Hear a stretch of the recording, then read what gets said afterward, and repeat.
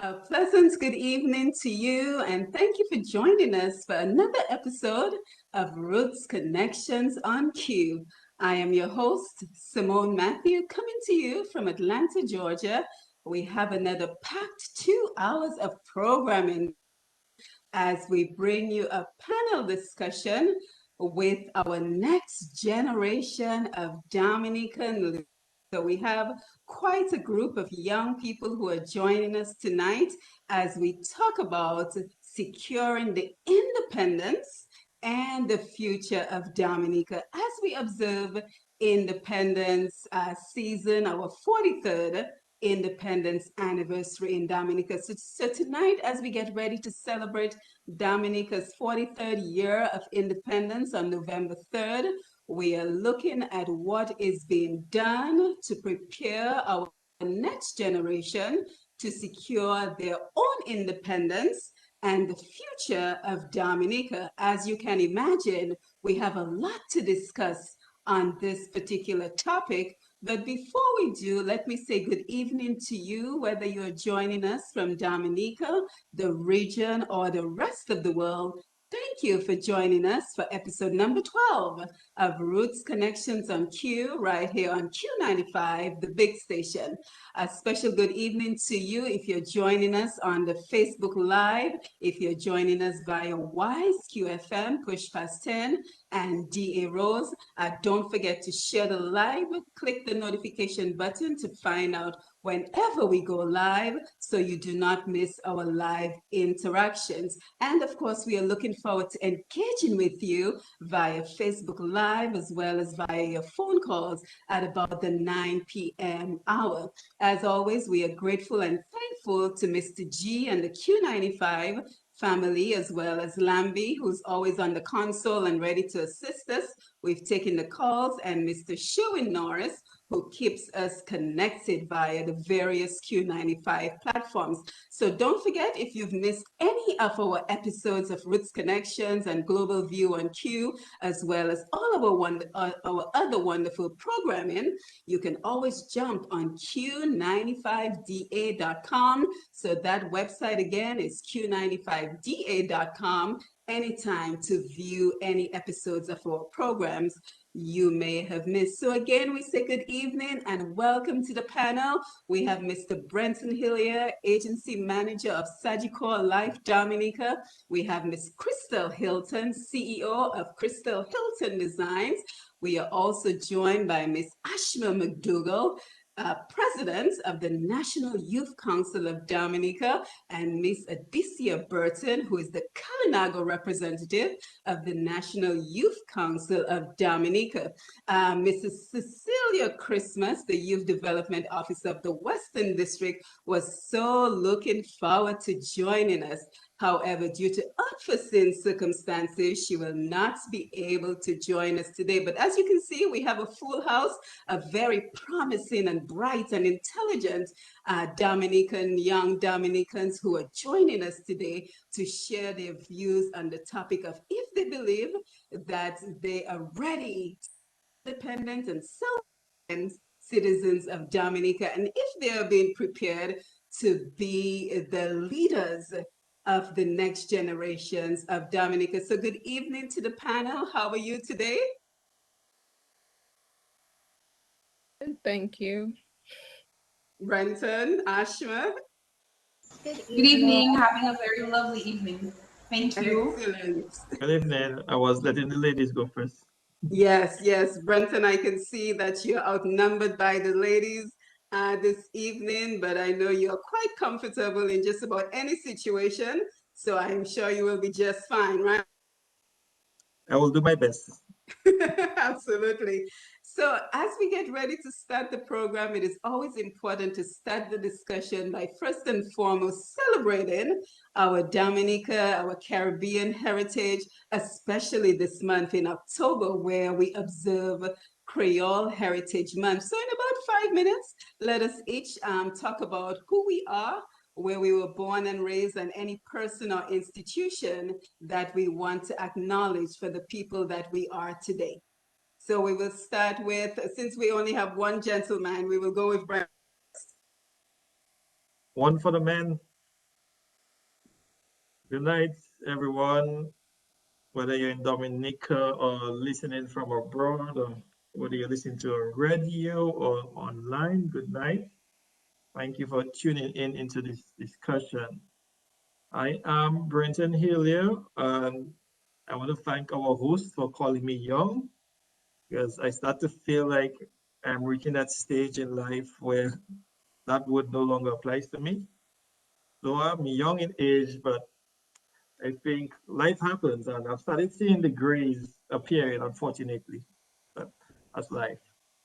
So I'm currently the agency manager at Surgical Life. I am also the senior vice president at the Dominica Association of Industry and Commerce. I'm a part of Rotary International for the Rotary Club of Dominica. I'm part of two Toastmasters clubs, the Nature Arts Toastmasters Club, the NCCU Toastmasters Club. I also serve as a director in different organizations in Dominica. So I find myself being very active.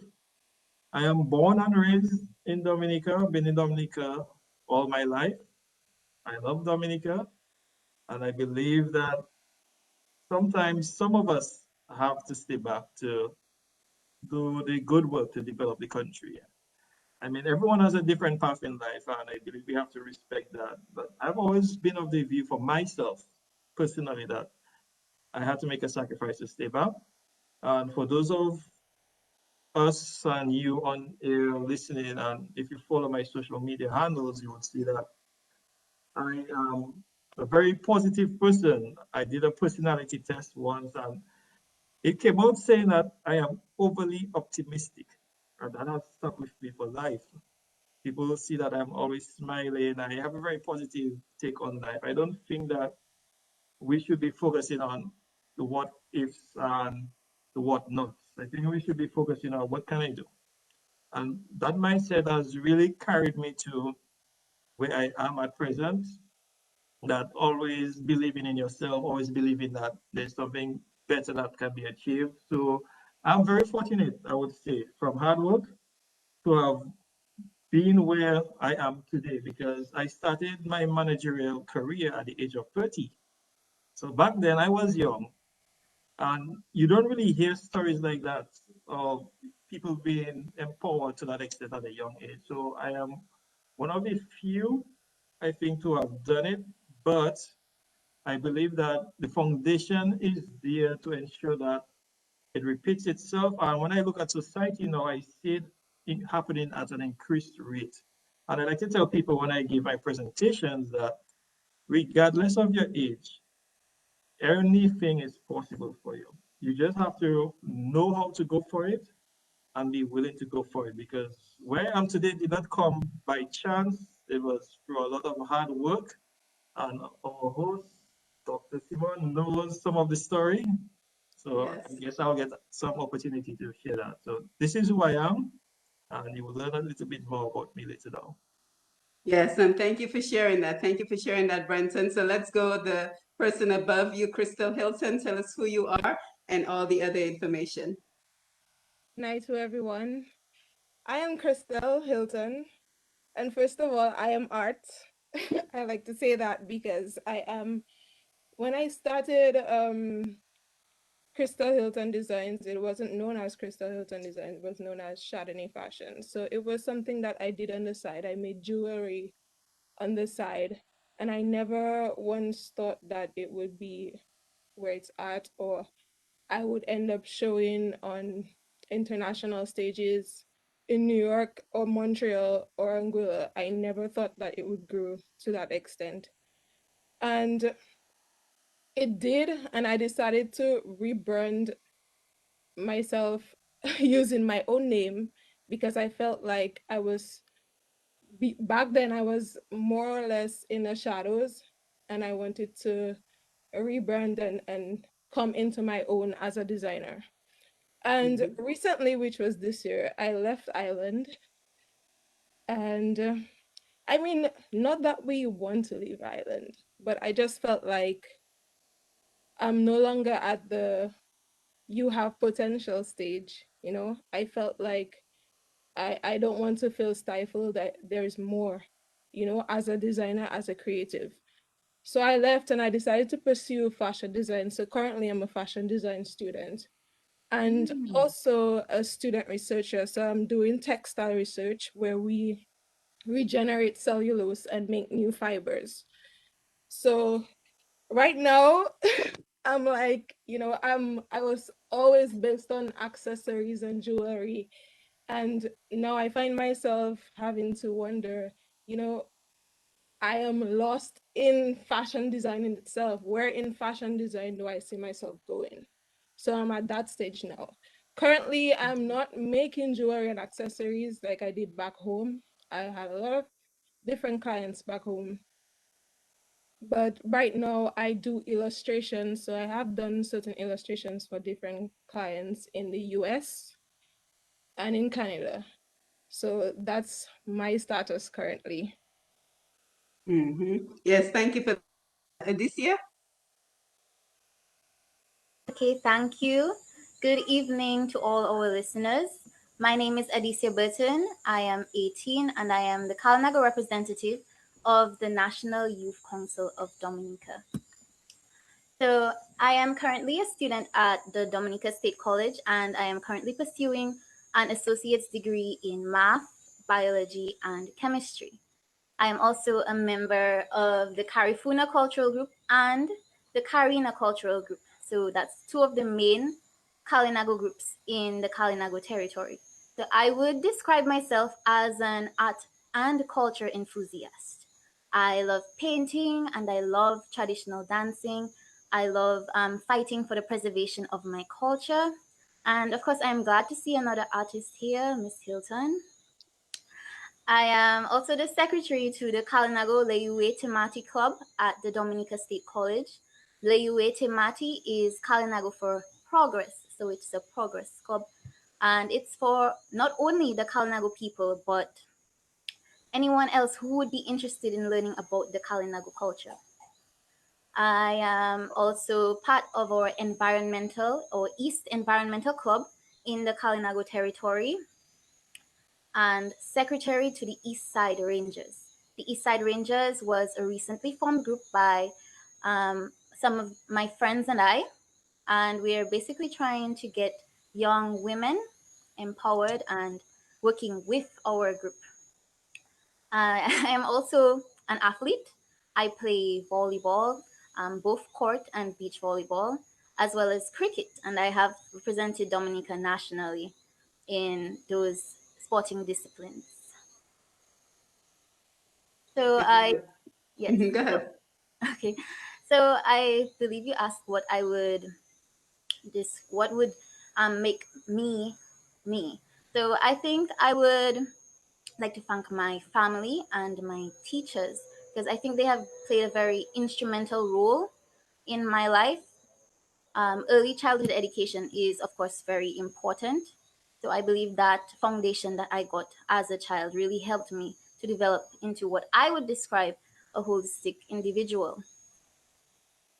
So that's me for Yes, now. So yes. thank you very much. Thank you for that, Adicia. Miss McDougall, President. Good evening, everyone. Thank you so much for having me and inviting me to this panel discussion. I'm really looking forward to the discourse this evening. I am the president of the National Council of Dominica, and I am also a lecturer by profession at Dominica State College. Currently a PhD student. I am doing research in culture and poverty among indigenous populations. So my research looks at the dissonance between or the disparity between culture among persons who are much younger and of course older generations. So basically trying to discover whether there's a disparity across generations, cultural generations, and as well to consider whether poverty is somewhat linked to culture. As well, I do have my own small business. It's called Grace by Ash. And I enjoy doing little luxury gift packages, changing up the, I should say, business or how business is conducted in Dominica. And what else can I say about myself? I enjoy research. That is particularly something that is key to me, and that is why I'm pursuing the career that I'm pursuing.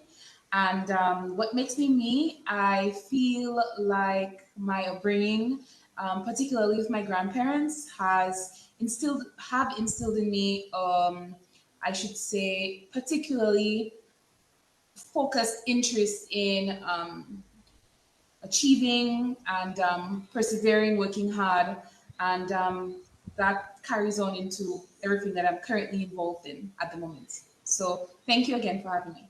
Yeah, so I think we can all tell that this is going to be a very packed conversation because we have some brilliant minds joining us today. So thank you again for joining us to discuss of Dominica with regards to ensuring that your generation will be able to live as independent and self-reliant citizens. And if you believe that you are being prepared to be leaders of Dominica, because all have already shown important leadership potential through your education, your careers, your organizational involvement. So our discussion tonight is all about if we are securing the future of Dominica by developing independent citizens and future leaders. So what are we going to look at? We're going to look at are we as a country, as a people, investing in our next generation to secure the future of our nature island, Dominica? Are there institutions and resources available to develop the independent citizens and the future leaders of Dominica? Are there opportunities for living to build a financial foundation to support a family in Dominica? And of course, we are going to look at social emotional support systems available to guide the next generation in their holistic development. So we are looking forward to your contribution, whether you're joining us live, and I see that the Facebook live is already coming to life. We have Jennifer Fidel Johnson, Owen Prosper, Sandra Norris, Kyle Kofi James are all here with us, David Johnson. So we are happy that you're joining us, Andre P. So good evening and thank you for joining us via Facebook Live. Don't forget to share the live and invite want to join us. And speaking about sharing the live, I also want our audience, our listening and viewing audience, to share this program with any young person, because all the young people of Dominica are the future of Dominica. So we want to hear from them. We want to have their contribution to this program as well. So whether they call in or they visit us on Facebook, we would love to hear their views on the topics that we are discussing. So do you believe, with the questions for the Facebook audience, if you would like to participate, do you believe that our next generations will be prepared to be independent citizens? Where are we doing a good job, but also where are we lacking? So as you think of calling in, think of posting a question to Facebook Live, those are some things I want you to consider. What can we do to better prepare the next generation of leaders to be independent citizens in Dominica? So as we begin the conversation, let us begin with the representatives from the National Youth Council of Dominica, one of the organizations which is on the forefront of molding and developing our next generation of leaders. So Ashma, as well as Adicia, you can jump in as well. But here's the questions. What is the National Youth Council of Dominica? So the NYCD is the umbrella youth organization in Dominica, and it represents all of the youth organizations and as well, organized youth groups that have particular interests across whether it be community service, faith-based organizations, whether it be entrepreneurship, whatever it is, political groups as well. So we listen, we lobby for, we advocate for the interests of youth. Um, the NYC is currently engaged in many activities that obviously seek to advocate for the youth, and that is one of the principal objectives of the National Youth Council of Dominica. We have been established for over 50 years. And more recently, we have embarked on a revitalization campaign to ensure that we can increase engagement of youth in activities, increase engagement of youth in policy dialogue, and as well in decision making, because we understand that obviously, if youth are not necessarily engaged in the particular solutions that are affecting them, then that could definitely impact the effectiveness of those solutions. So that's a bit of, in a nutshell, of what the NYCD is. And there are so many projects that we are embarking on, and I hope to share them perhaps in a later question, but I can pass on to our Kalanago rep, Yeah, so Burton, Alicia, to if you could speak tell to us some of the projects the you NYC guys as are well. currently working on, and exactly how do you engage? So are they involved? For example, you mentioned political involvement. Are they involved in political meetings? Do they go to exactly how are you engaging the youth? And some of the projects that you're currently undertaking. So we ourselves are a non-governmental organization. So we try to remain neutral, but we do welcome different political groups as well as all other groups that are interested in being under our institution. So the National Youth Council of Dominica has a range. It really has a lot of stuff going on right now. So we have our Employ Me, Tutor Me. I think Ashma could provide some more details on it after. Yes, so we are involved in a range of a wide host, diverse activities. We started off the NYC, we were inaugurated in January, and when we came in, we knew that we wanted to tackle activities head on. And so we started off by first revitalizing the office which we occupy. We wanted to give it a little face change. Um, and we started off right away by trying to increase engagement with youth organizations by our district youth outreach. So we conducted a district youth outreach with youth across all communities in Dominica and all districts. And the objective of that was to revitalize our district youth councils in Dominica. We have successfully elected 2 district youth councils. We did that actually last week, Sunday. And we look forward to engaging the other districts in the next month or 2 to ensure that we can have all districts functional before the end of 2021. Um, More importantly, we have 5 active, very active standing committees who are the members are also contributing to the success of the NYC. So, for example, we have a fund committee, we have an environmental and social affairs committee, and we'll be hosting a Youth for Environment conference actually on November the 6th. We have a sports and culture committee, we education committee, and we recently launched a Tutor Me program. Obviously, with the online transition of education, many youth have found themselves somewhat, not necessarily performing as well as in-person classes. And so we decided that we would introduce an intervention that would address students who need homework assistance. And so we partnered with the Dominica State College, and students are volunteering to tutor other students. And this is a pilot project that will run up until December. And after we assess and evaluate the effectiveness, it could span across to the primary school level. And so we're very excited about that. Throughout our district youth outreach, we recognize that one of the major challenges that many of the youth were somewhat voicing was that of youth unemployment and underemployment. And obviously, within the capacity of the NYCD, we cannot create jobs. However, we can try to facilitate an environment that, can assist in mitigating information failure. There's no one place where youth can actually go to and actually find a job. So you see random posts on Facebook or on other social media platforms, but there's no one space. And so we're creating that space through our platform, which is called Employ Me. We have many other projects in the pipeline, and I don't want to get ahead of myself to mention more, but we are definitely trying to do our best in ensuring that we can represent youth well, and engage youth in dialogue across different levels. Yeah, and I can tell that you're doing a fantastic job. So I want to commend you on that. And I also think it's important for us to share your contact information towards the end of the program. So let's go over to Brenton. And also, we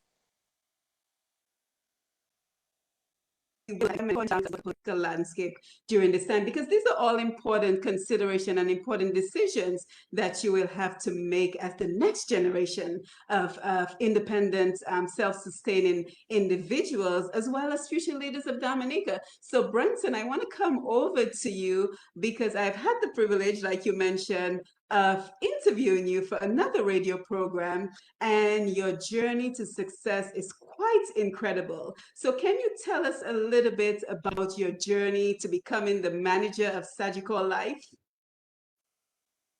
You want me to go all the way back? Well, the most relevant parts, Okay. the highlights.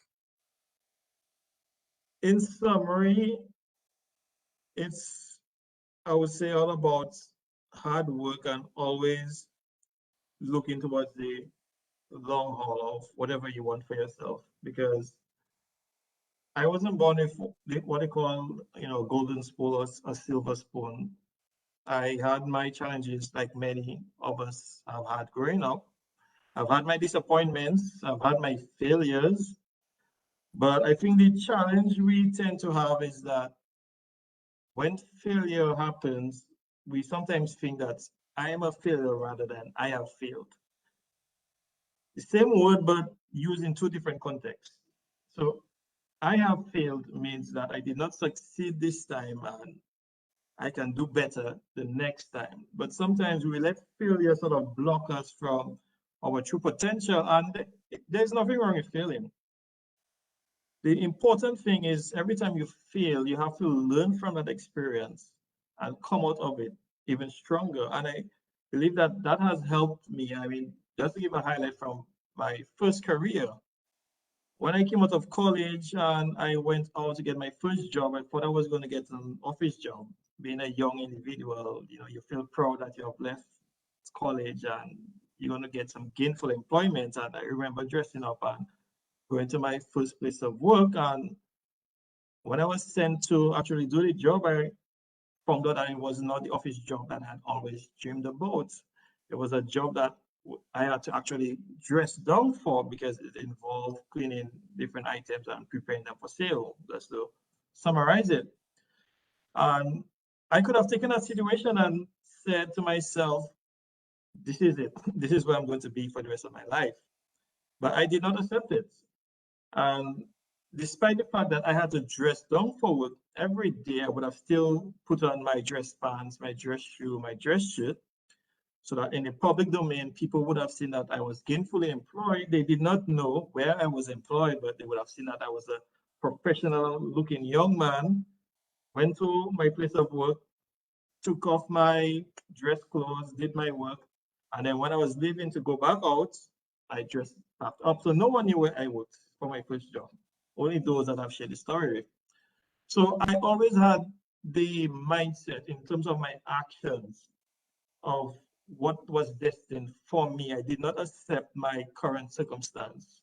And I think that's very important for the youth in the sense that you might not have what you want right now, but it doesn't mean that you should just walk away from it. And I've been speaking with a lot of youth lately, and sometimes I'm a bit concerned when I hear that they leave a job without having another job in place. So it's just that they cannot endure it and they decide it's better to stay home and from home start looking for something else. That's from my personal interaction with different youth. But you have to endure it. Life is not perfect. Life is never going to be perfect.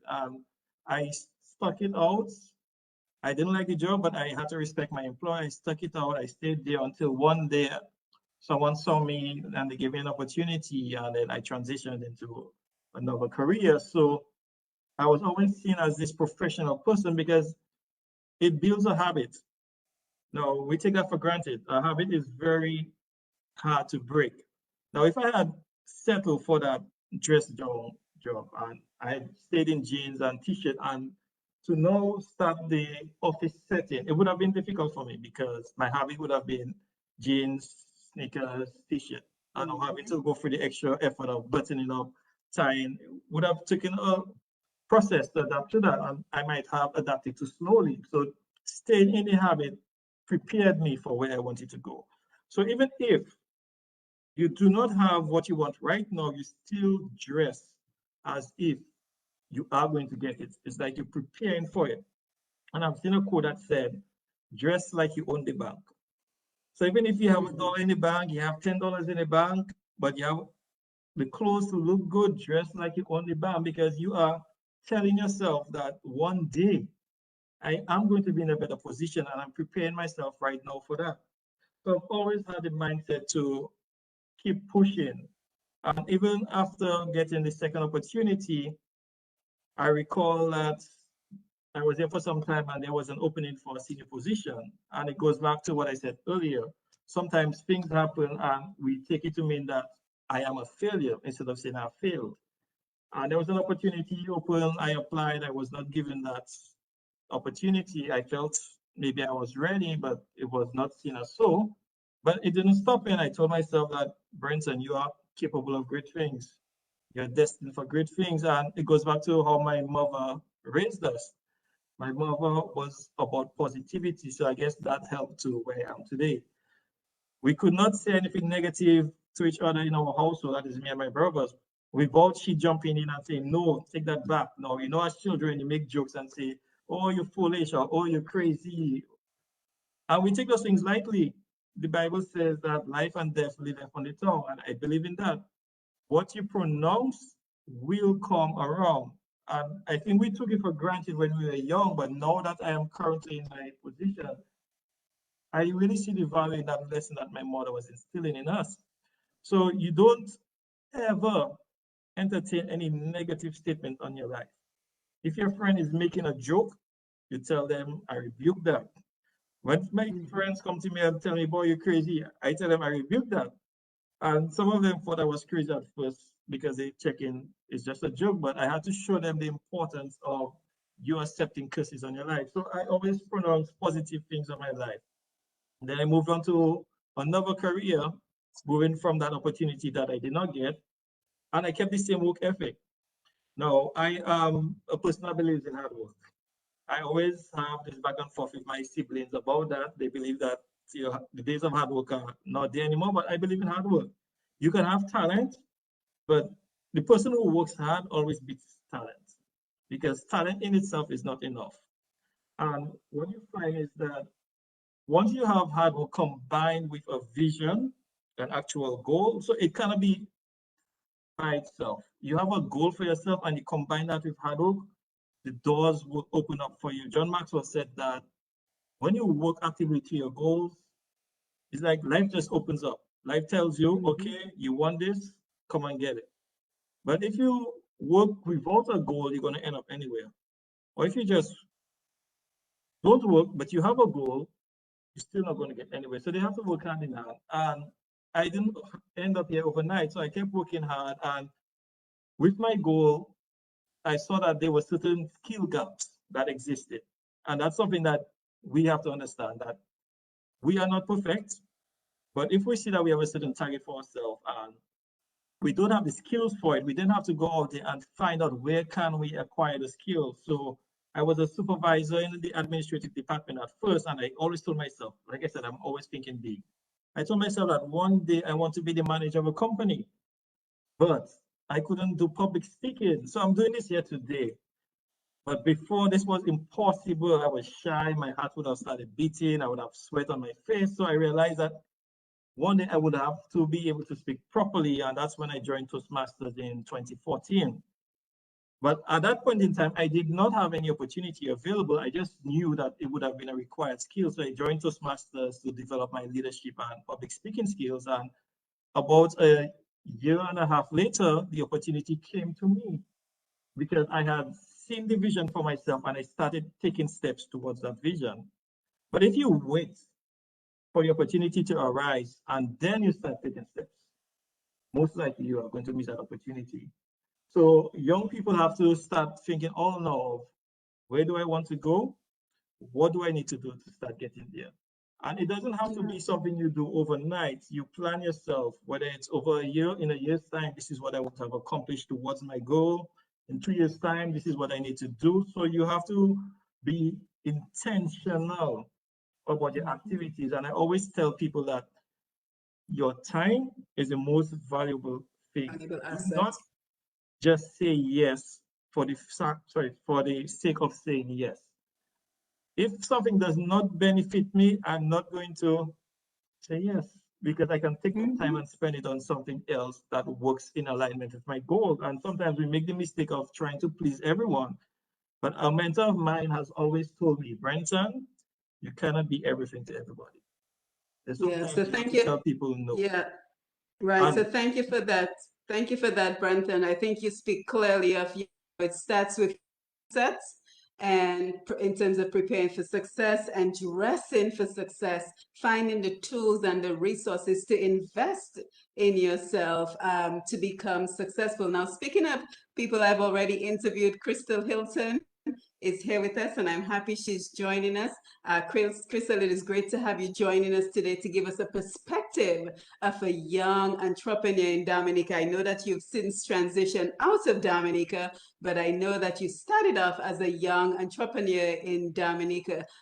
We all know that it can be very difficult, as we already alluded to find a job in Dominica. So we encourage entrepreneurship and we encourage people to invest in a small business. But I just want to hear from you in terms of, the successes you faced when you started to become the owner of your own business, even before the challenges of COVID-19. Now, I think that is very critical, to be honest. And as an entrepreneur, it's never an easy road. It's not an easy journey. When I started, as I first said when in my introduction, I started it as something on the side. And most of us, on our island, we do a lot of different businesses and we just think, okay, it's just a side job without the belief that it could be something really big or something that could be known internationally. And for me, I just felt like that was just not enough. And when I started with my own funds. And you get to realize, a lot of things and learn from a lot of mistakes, especially when you start with your own money. And maybe a lack of knowledge when it comes to business, but you also realize your growth as well, because on my journey I start to learn different things about how I had to manage money I gained from my business apart from my personal funds, and I always say that I'm thankful to God for my parents as support systems, my aunts, and everyone who surrounded me during that time, because when you decide to go on that journey, it can either make or break you. And to be honest, like, I have cried several times on this journey. And one thing I love about my father is his determination and the fact that nothing really could not phase him. He would be like, "What you crying for?" You know, there are more opportunities ahead. Sometimes I would find myself having to wonder, okay, how will I be able to afford that particular equipment? I want to get better. I want to do better. I want to produce things of a better quality. How can I afford this? And these are real things that run through your heads, and you may not know, okay, how can I approach this? And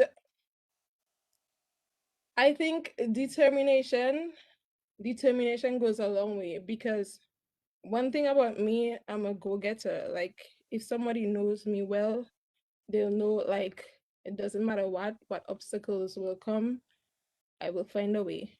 And I think that's how you solve problems as an entrepreneur.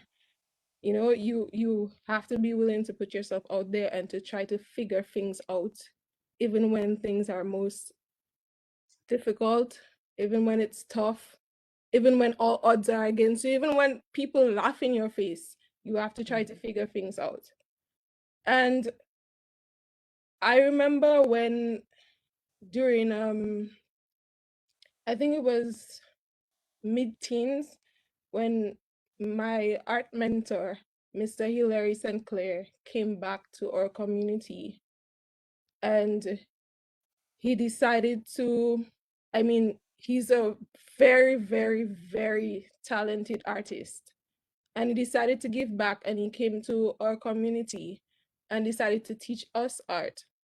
And if anyone would know people from my community is filled with a lot of talented people who are overlooked, who may not be known, who may just be waiting for that opportunity. And that was my start, honestly. That was Mr. Hilaire was somebody who believed in what I did. And when I shared with him, okay, that I'm gonna take that step and have a pre-launching for my jewelry, he was in support of it. And sometimes all you need is a little support, you know? A little support goes a long way.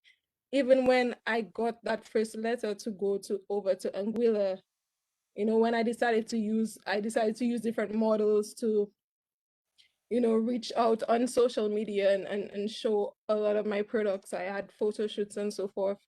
And when they reached out to me with that letter, still my art mentor was one of the persons who came in support of what I did during that time and decided to help me get materials. So I think, you know, in this journey, it's one thing to do it by yourself, but support goes a long, long way. And Yeah, and speaking of support, if I can jump in, you know, we might have some young entrepreneurs or people who are thinking of going in that direction, listening to the program. And I just want you to tell us, were there particular institutions that you were able to reach out to for some guidance, for some assistance? Like, what did you actually do in terms of moving yourself forward in your business? yes, I did reach out for one of my shows. I reached out to, because it's expensive to go to shows, you know, the traveling, accommodation, and so forth. I did reach out to, at that time, Ministry of Commerce, the National Bank, and a few other businesses. And out of all these businesses, the only people that replied to me were the Ministry of Commerce and NBD at that time. And honestly, like, I was most impressed when NBD came forth, and not only that, they had a meeting with me at that time and they talked to me about my journey and, you know, where they see it going. And I remember during that time I actually broke down in front of them because, you know, you can feel so discouraged as an entrepreneur, especially as a young person, and then to have someone saying, okay, I believe in your craft and I believe that it will go far, that just brought me to tears. So they came on board and they decided to support me. Even after that period of time, I remember they still reached out to me, and they had a whole I think they were reaching out to different small businesses at the time and just interviewing you. You know, you had to share with them your journey, you know, what you do. And that was a good marketing strategy, not only for NBD, but for me as a young entrepreneur. And the Ministry of Commerce did support me during that time, you know, when I had a talk with the PS at that time. You know, she saw some of my products and she gave advice as to, you know, where I could improve, you know, what I could do better as a young entrepreneur. But I always say that, you know, there's still room for more. I mean, more could be done. And I think if we have these opportunities where people could tell you, okay, this is where you're going wrong.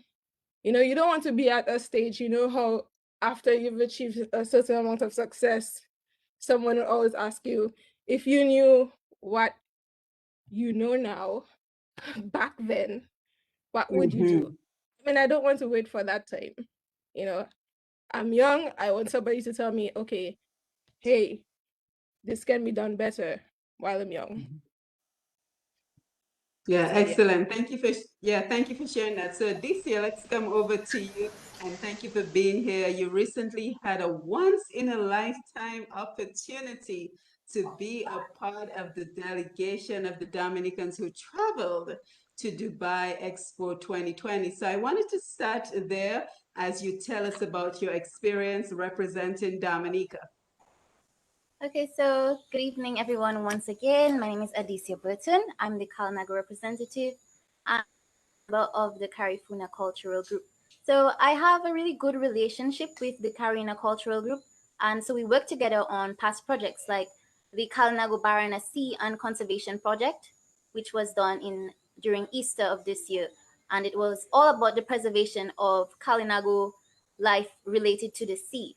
And so I think they were impressed with my participation. And also, since that I am a traditional dancer, they invited me to, well, I was selected alongside them to represent Dominica at the Dubai World Expo 2020. And it was a very culturally enriching experience as I got to witness a lot of different cultures and I got to share my own culture, which I am so proud of. And what can I say? It really was a very hectic time, but I got to learn so much. I got to perform alongside some artists like Tasha P, and I got to learn so much from them. And I think that is what the youth needs. The youth needs opportunities.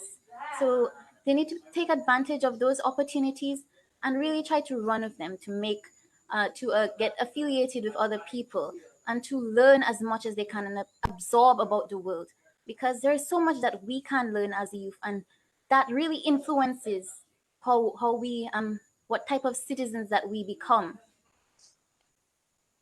Yes, yes. So this in particular is one of the topics that I want us to talk on because I'm sure, and this is a question for everyone. I hope Ashma is still with us. Her camera is off, but I hope she's still with us.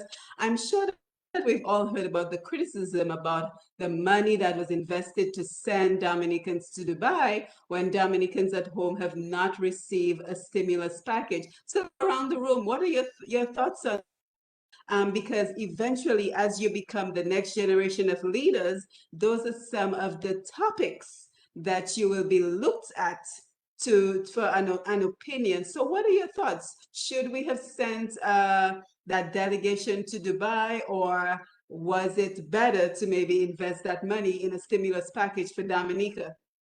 Well, if I may continue, I think it was very important for us to have representation at the Dubai World Expo because that really gives us representation on a global level. And there were a lot of people. So I think that Dominica, it did get highly promoted during that short period of time. And that is what we really want because we want Dominica to get promoted. Because when it gets promoted, then our tourism, our the increase in tourists will rise. So the more tourists we have, it's the better for our local artists, our traditional dancers, our taxi drivers. So what we want to do, we want to really promote our country. So I think that it was a necessary step. It was necessary to have us participating and being there on a global stage. And we're getting ready to take your calls if you have any views on this particular topic as well. Crystel, Brenton, Ashma, if you're still with us, you have any views Yes. on that topic? Can you not see me because my video is actually turned on? Yes, I can see you. Oh, okay. But we can still hear you. We can still hear Oh, you. okay. And as I'll also like to contribute to that as well. I mean, for me, I am a data-driven researcher, and so I don't think it would be fair making a statement to say no. There's no evidence that suggests that the long-term benefits from that investment will not impact tourism, will not impact other sectors, right? Many times, or oftentimes, I should say, when investments like these happen, we don't see the benefits happening for a while. And so, considering we're promoting ourselves as a nation of the Caribbean, it's important that we can strategically fit ourselves in these markets so that we can, have greater number of persons coming to Dominica for different purposes, different reasons. And at the same time, that in itself can provide opportunities for youth, whether it be through employment in tourism, whether it be for employment in creative arts, that can support tourism because there's a linkage there.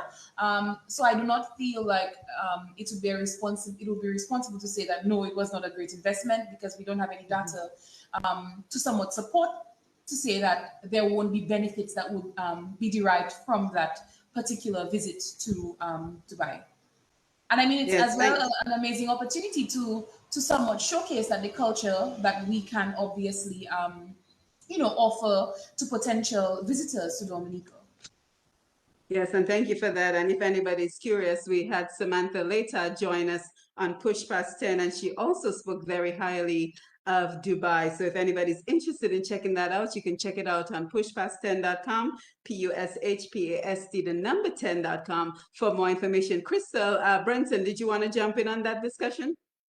I want to agree with the two that just spoke, and I agree with them 100%. I was very impressed with hearing Adicia support it, and it really speaks to the fact that our youth understand the mission at hand. I mean, the challenge of any role, whether it's government, whether it's private sector, in our lives, we're always going to have to make a decision between A or B, or sometimes even C. And that's where the difficulty lies sometimes, seeing where you get more value for the resources that you have available. Sometimes you have to sacrifice one for the other. But from my perspective, and using just the way that I think, I'm always thinking 2 steps ahead. That's just how I approach life. I don't just look at things now for now. So my whole journey has been about seeing where I want to be in the next 5, 10 years and taking steps now. So from that mindset, I see great value in the trip that we had to represent Dominica, because it's not necessarily something to benefit us today, but it's something that is going to benefit the country more holistically in maybe the medium term to the long term variation between the two. And when that happens, we all win. Everyone wins, because when you have the tourism being boosted, which is what we want to occur, everyone benefits, from the tour operators to the hotels, to the people working at the hotels, because they then go back in the economy and spend money at the market, and you have money circulating. So the government, I believe, made a right decision in taking up the opportunity, because it goes back to what I said. If you have an opportunity like that and you don't jump on it, you might lose that opportunity forever. So you have to do what you can to sort of secure the future of the country in the long run. So I believe it was a very good initiative. And from what I've heard, it was very excellent in terms of how Dominica was represented. So I can only assume and hope that we will be seeing the spill-off returns from that positive activity. Yes, thank you for that. Crystel? I agree. I definitely agree. And I believe even more opportunities like this should be created for our creatives as well. We have a lot of talented people. It was good seeing even Mickey Graham's creation of Bella Noir on stage as a designer. And I believe she's very, very talented. I mean, not to go off track, even Avina Prince, I think her creation made it to the Olympics.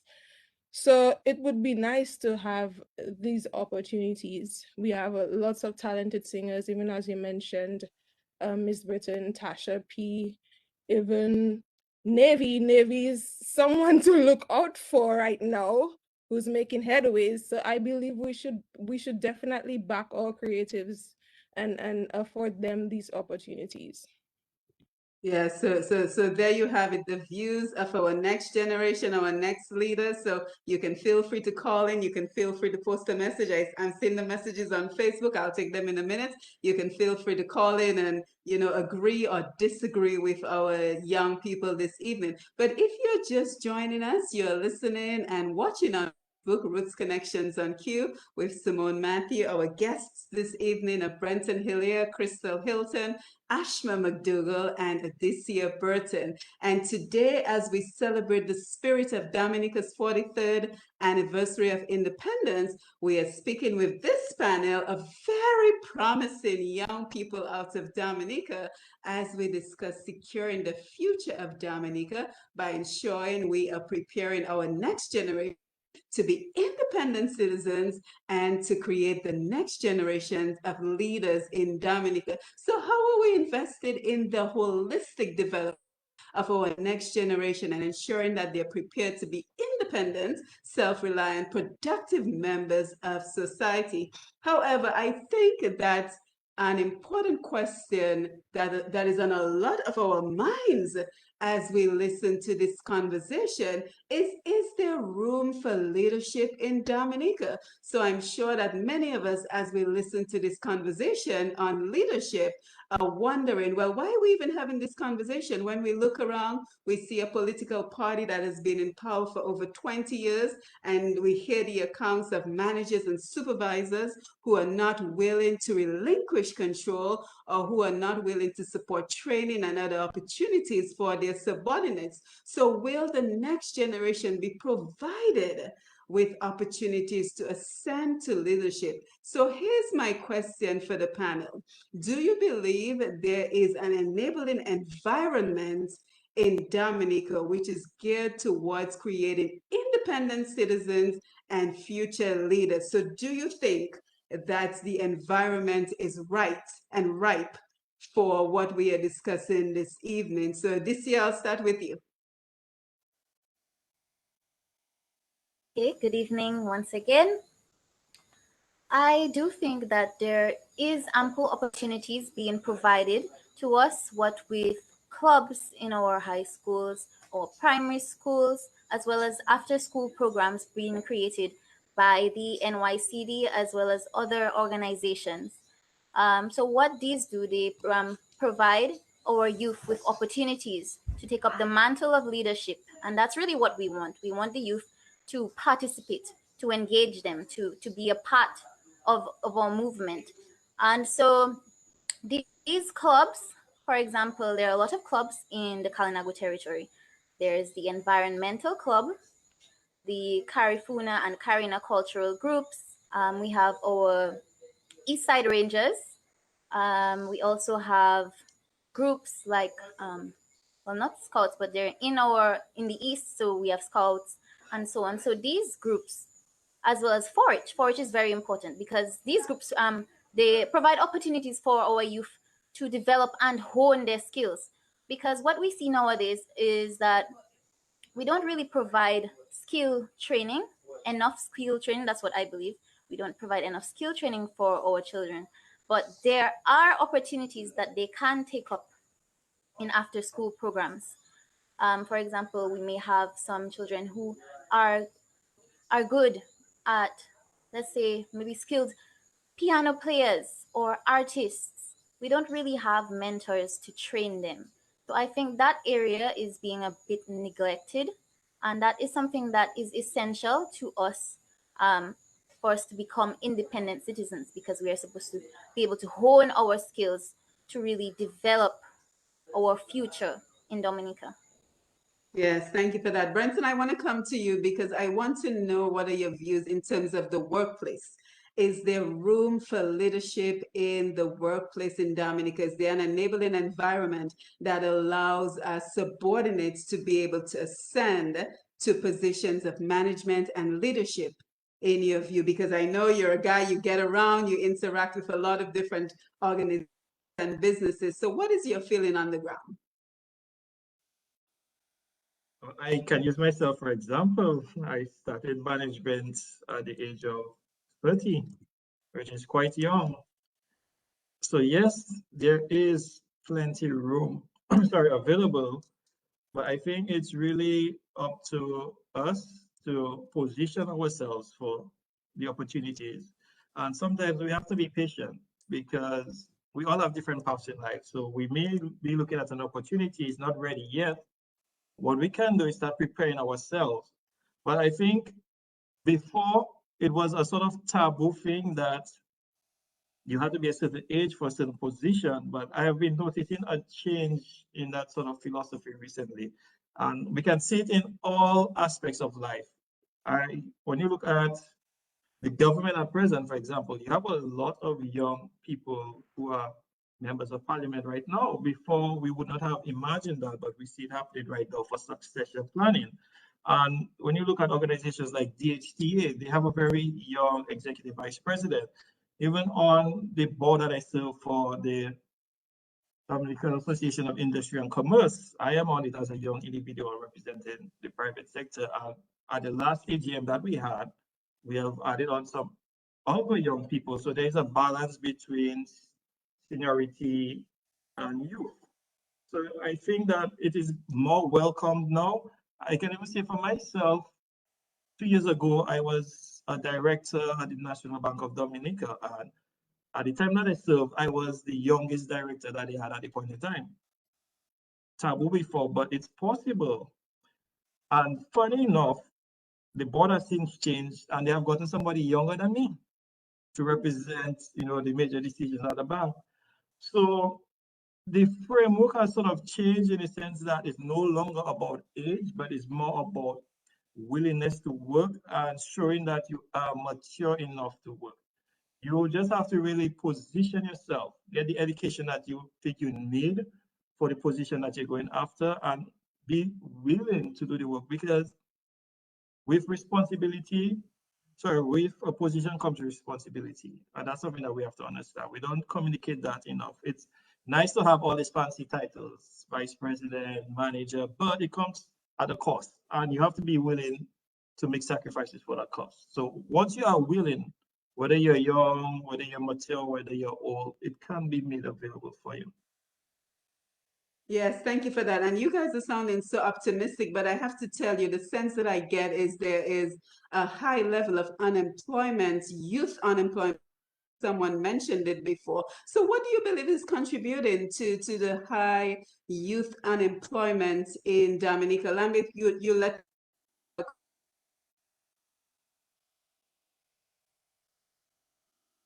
Okay, I can't see your hand, Lambie. Do we have a call? Yes, go ahead. We'll take the call. We can't hear you. Yeah, let me try it again. Good evening, caller. Thanks for joining us. Go ahead with your call. Good night to everybody operating tonight and the young people. I'm glad to hear you are coming out to do what you are to do. But number one, I want to make you understand. My name is Pamela Journalist, and I'm an aging person, but I always interested in young people's lives. And I want to say that before you build a house, you have to put a foundation. And I want you all to understand that in everything all you try to do, put God first in it. When you all form your group, hold together, pray, and reach out to God. God will reach out to you all. But if everybody say, we're going to do this, we're going to do that, Psalm 127 say, unless they build a house, they build it in vain. Unless the watchman watches the city, he watches in vain. So you need to put God in everything. And next, you do a spider. You build in a thing, a web, fall down, get back up, rise up, and start again. And at last, the spider from the web. So young people continue. Ashma, that's Pamela. And I know Miss Hilton. So God bless you all. Keep on striving, keep on trusting God. There is a will. Yes, thank you for that. Thank you for that. Yes, so do we have another call? Okay, good. So yes, so the question, the high unemployment rate that we keep hearing about in Dominica, youth on.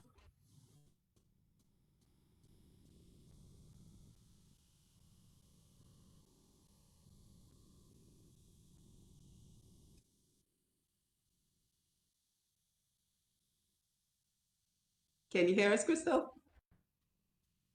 I'm hearing you now, only now. Yes, I was asking, what are your thoughts on the high unemployment, youth unemployment rate in Dominica? I mean, it's definitely cause for concern.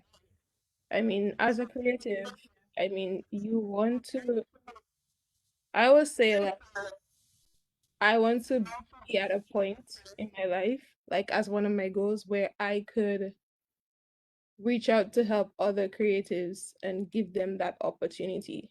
Because sometimes, I mean, I know a lot of people love to blame young people, for acting out sometimes, but sometimes you can act out because you may feel stifled.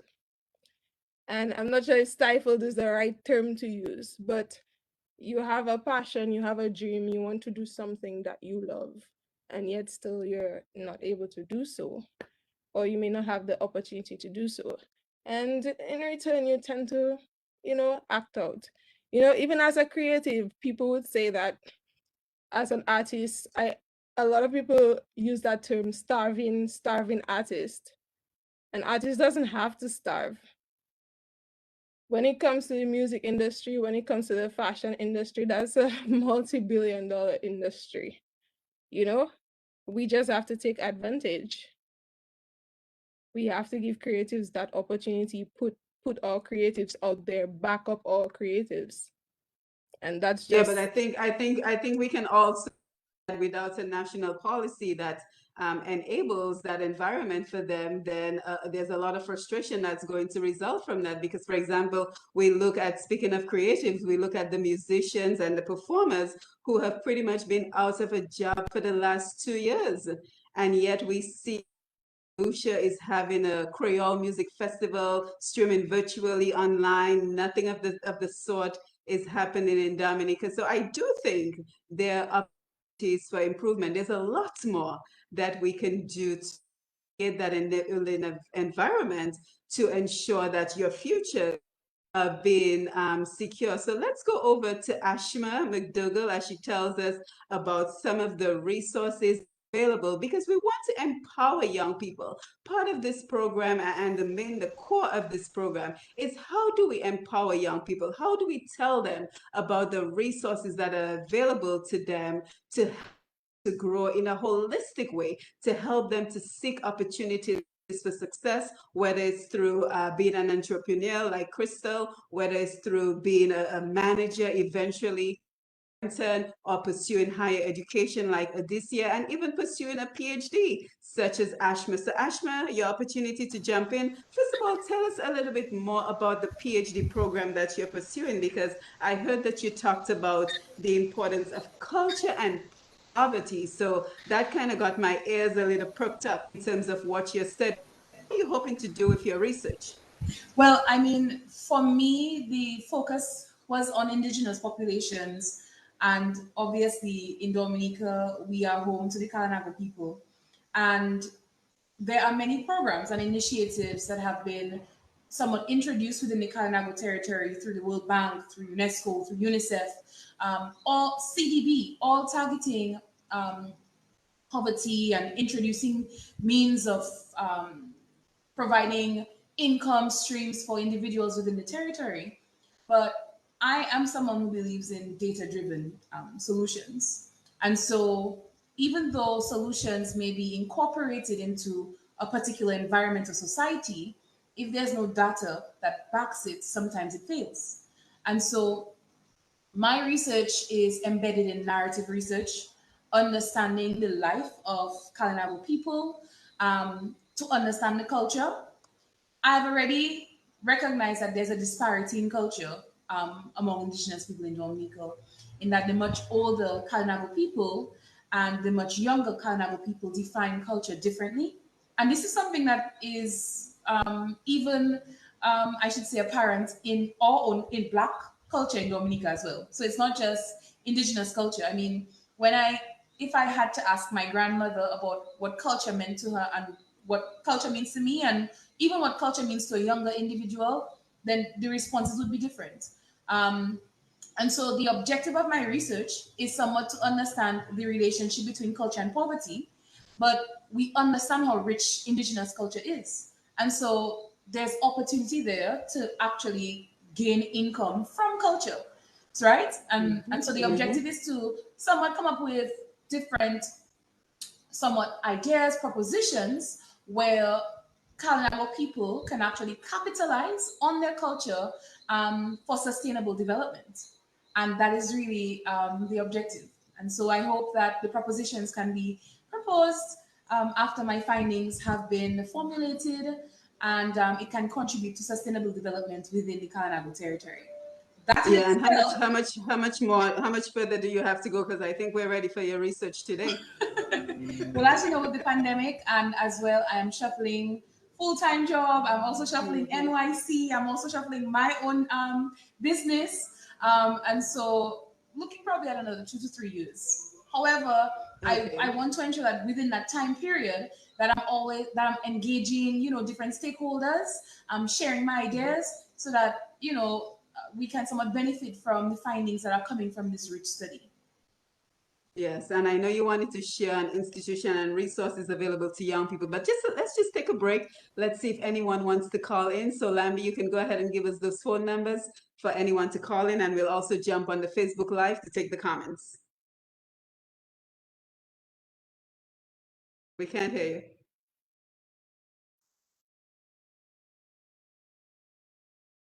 Lambi, we can't hear you.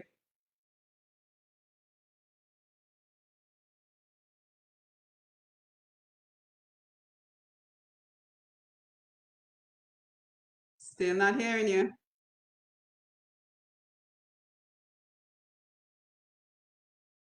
Okay, so let's take the Facebook Live messages while we wait on the studio. So let's see here. We have Carl Kofi, greetings. I'm here early tonight. He joined us early. Jennifer Fidel, why would staying back in Dominica be making a sacrifice? Shouldn't we change that mentality? Brenton, I think that was directed to you. I agree 100%. We should be working towards changing that mentality. But the reason I made that statement is because a lot of my classmates have actually gone abroad and carried on their lives in another territory. And there are a few of them who always tell me, Brenton, you should leave Dominica and come up. But I enjoy Dominica, and I believe that we have a responsibility. Well, some of us, everyone has a different path, as I mentioned.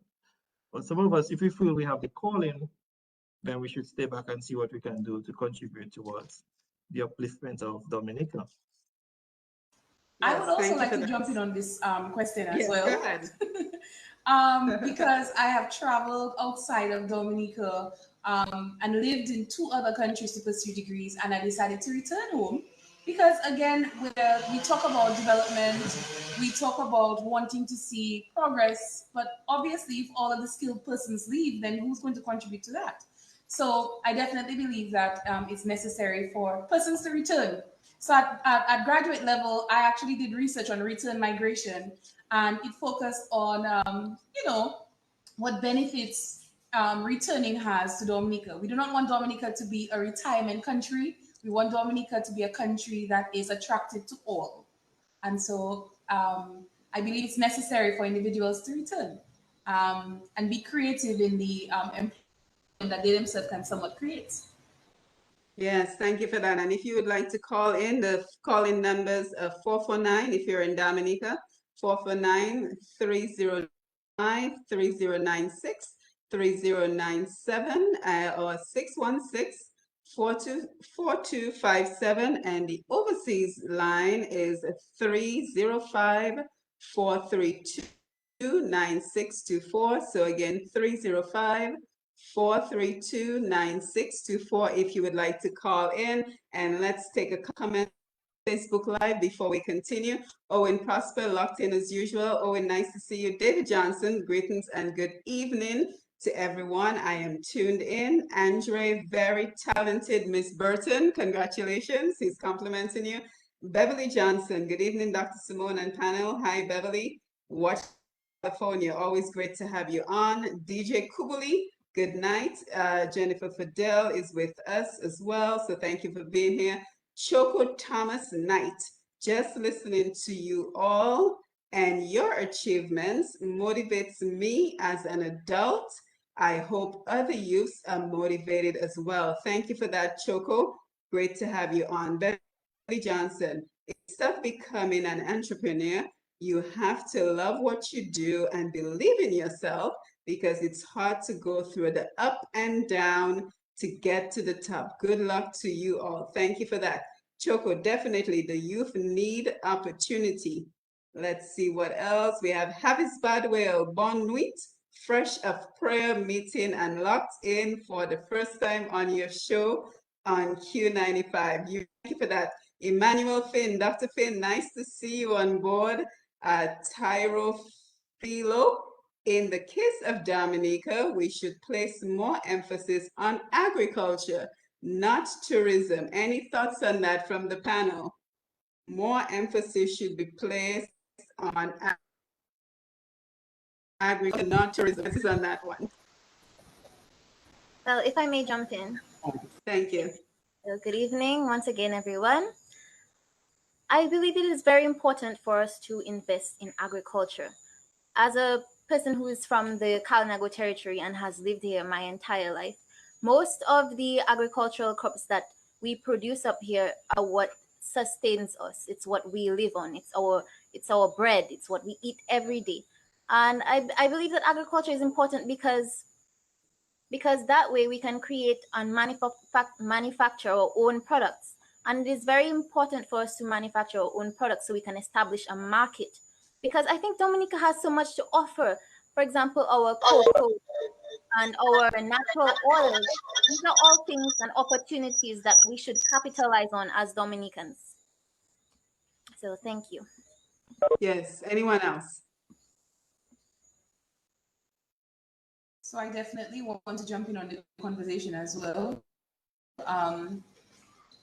In fact, we had a successful meeting this afternoon with the Prime Minister, and we have made mention to our own interests with regards to agriculture and increasing and encouraging youth in agriculture. While I do agree that agriculture is definitely important, again, as a data-driven individual, I don't think we can necessarily just say that, one is more important than the other. They are both important in my own perspective, and we recognize that there are linkages between agriculture and tourism as well. Yes, I think your and internet is I think it's important for us to. It's important for us to obviously.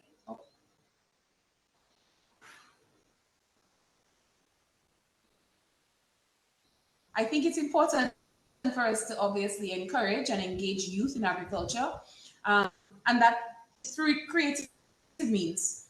We don't have to look at agriculture as the traditional planting. The increase of technology in agriculture, using technology to somewhat increase productivity in agriculture, and youth are extremely tech savvy these days, and so I feel like we need to encourage and increase the engagement of youth in agriculture, and we hope to do so. We hope to do so in 2022, and I hope that we can be provided the platform to somewhat share the opportunities that we will be obviously launching for youth. Yes, thank you for that. Thank you for that. So we have some great comments on the Facebook Live. So I am enjoying the comments. We have Rosita White, very interesting research area in terms of health, belief, and management. Rosita, there are similar projects happening in Australia and New Zealand. Well-timed, Ashma. So are you familiar with the other research going on in Australia and New Zealand surrounding your topic? Right. My literature is quite extensive because there was not as much literature that I could find actually in the Caribbean, but we do know of the indigenous populations in Australia. And so, yes, I am familiar, and it actually has assisted my own research with regards to my methodology. Excellent. Rosalind Sevre, listening from New York. Nice to see you, Rosalind. Havis, it seems that many young people want to leave Dominica to make a living and build a career abroad. I think that those young people who stay to make a difference should be applauded. So just his thoughts on that particular topic. Luana Laurent, go. Any executive members So lots of great comments coming in on the Facebook Live. So again, I want to thank you guys for being here with us. As you know, you are the voice of your peers.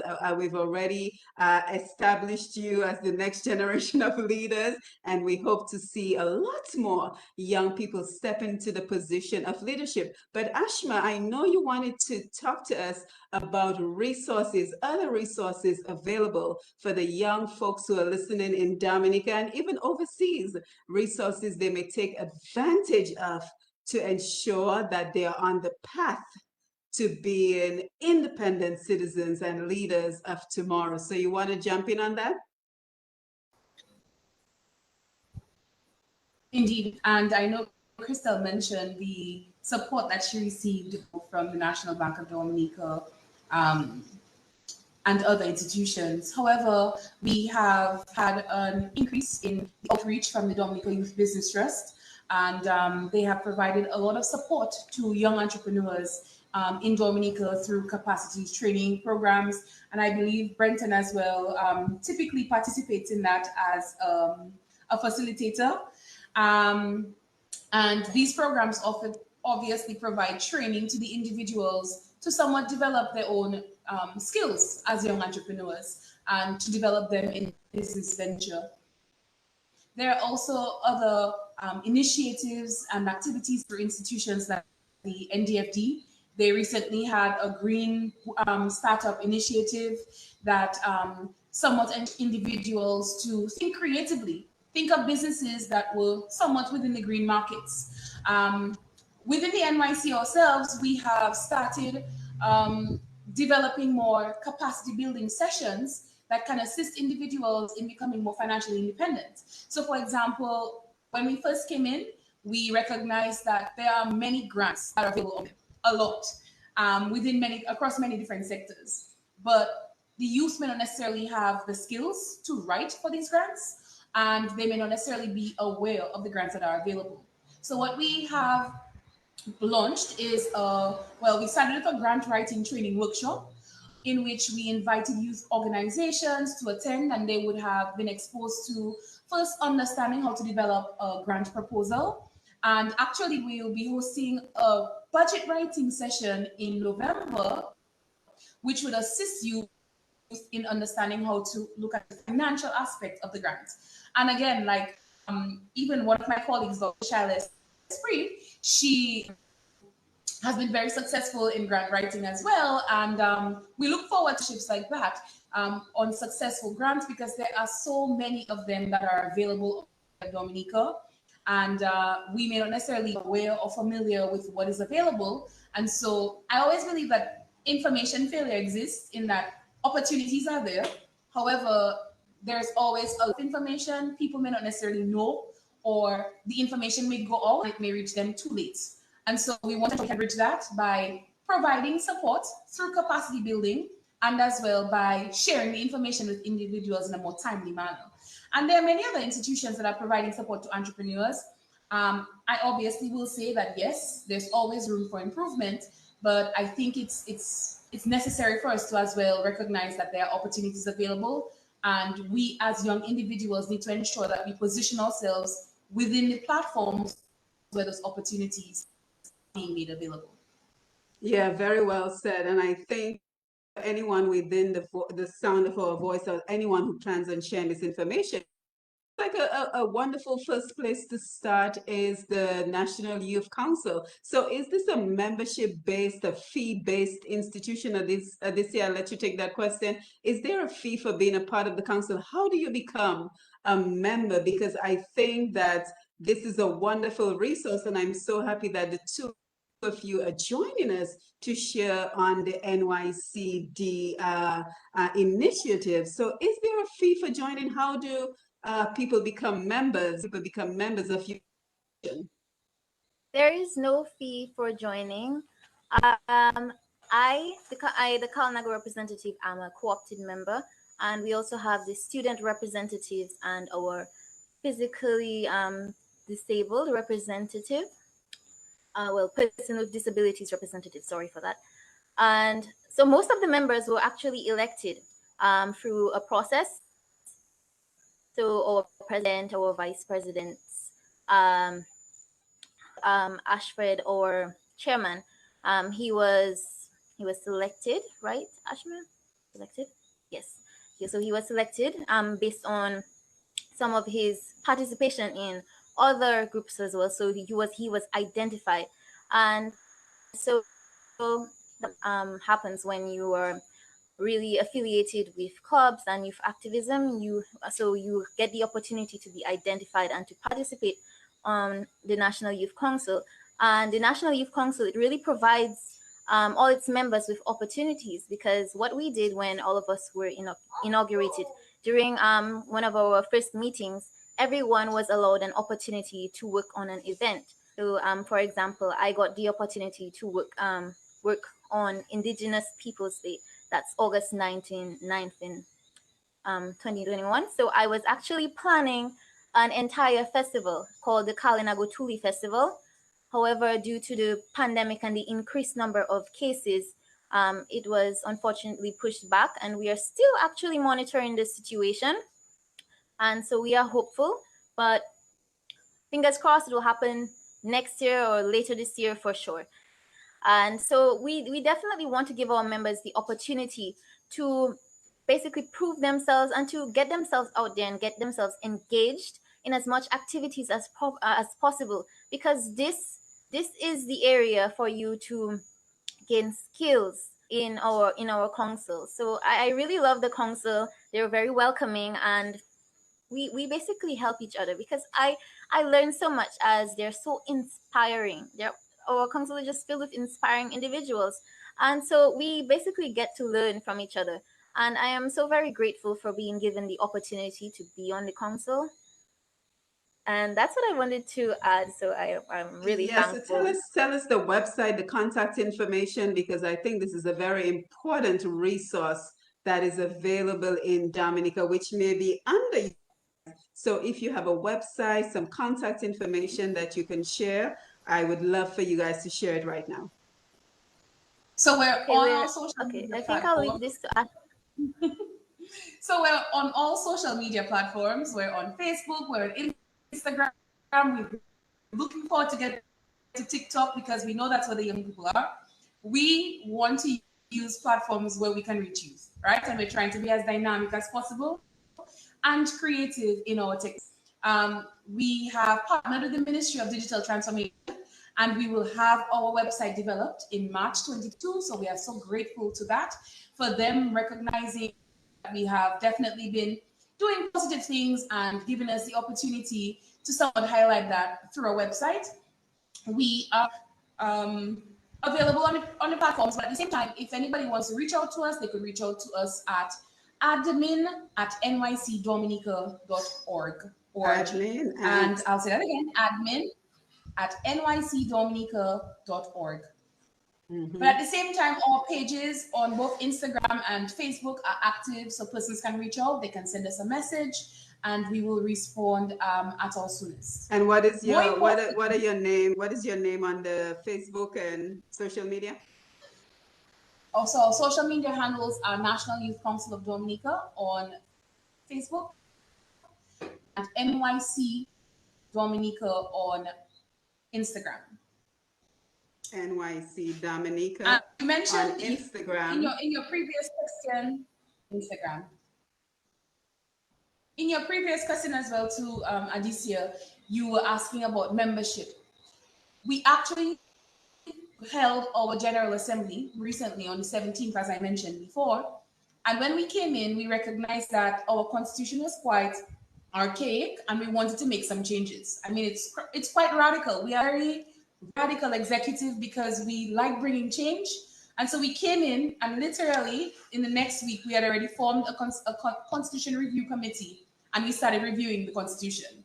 And that was successfully passed at our General Assembly on the 17th. And one of the things that came out of it was the introduction of a new representative, which would be a student diasporan representative. That is because we recognize, the NYC represents youth. And it is important for us not to exclude youth who are living outside of Dominica, because they're still resident. They're still they still have ties to Dominica.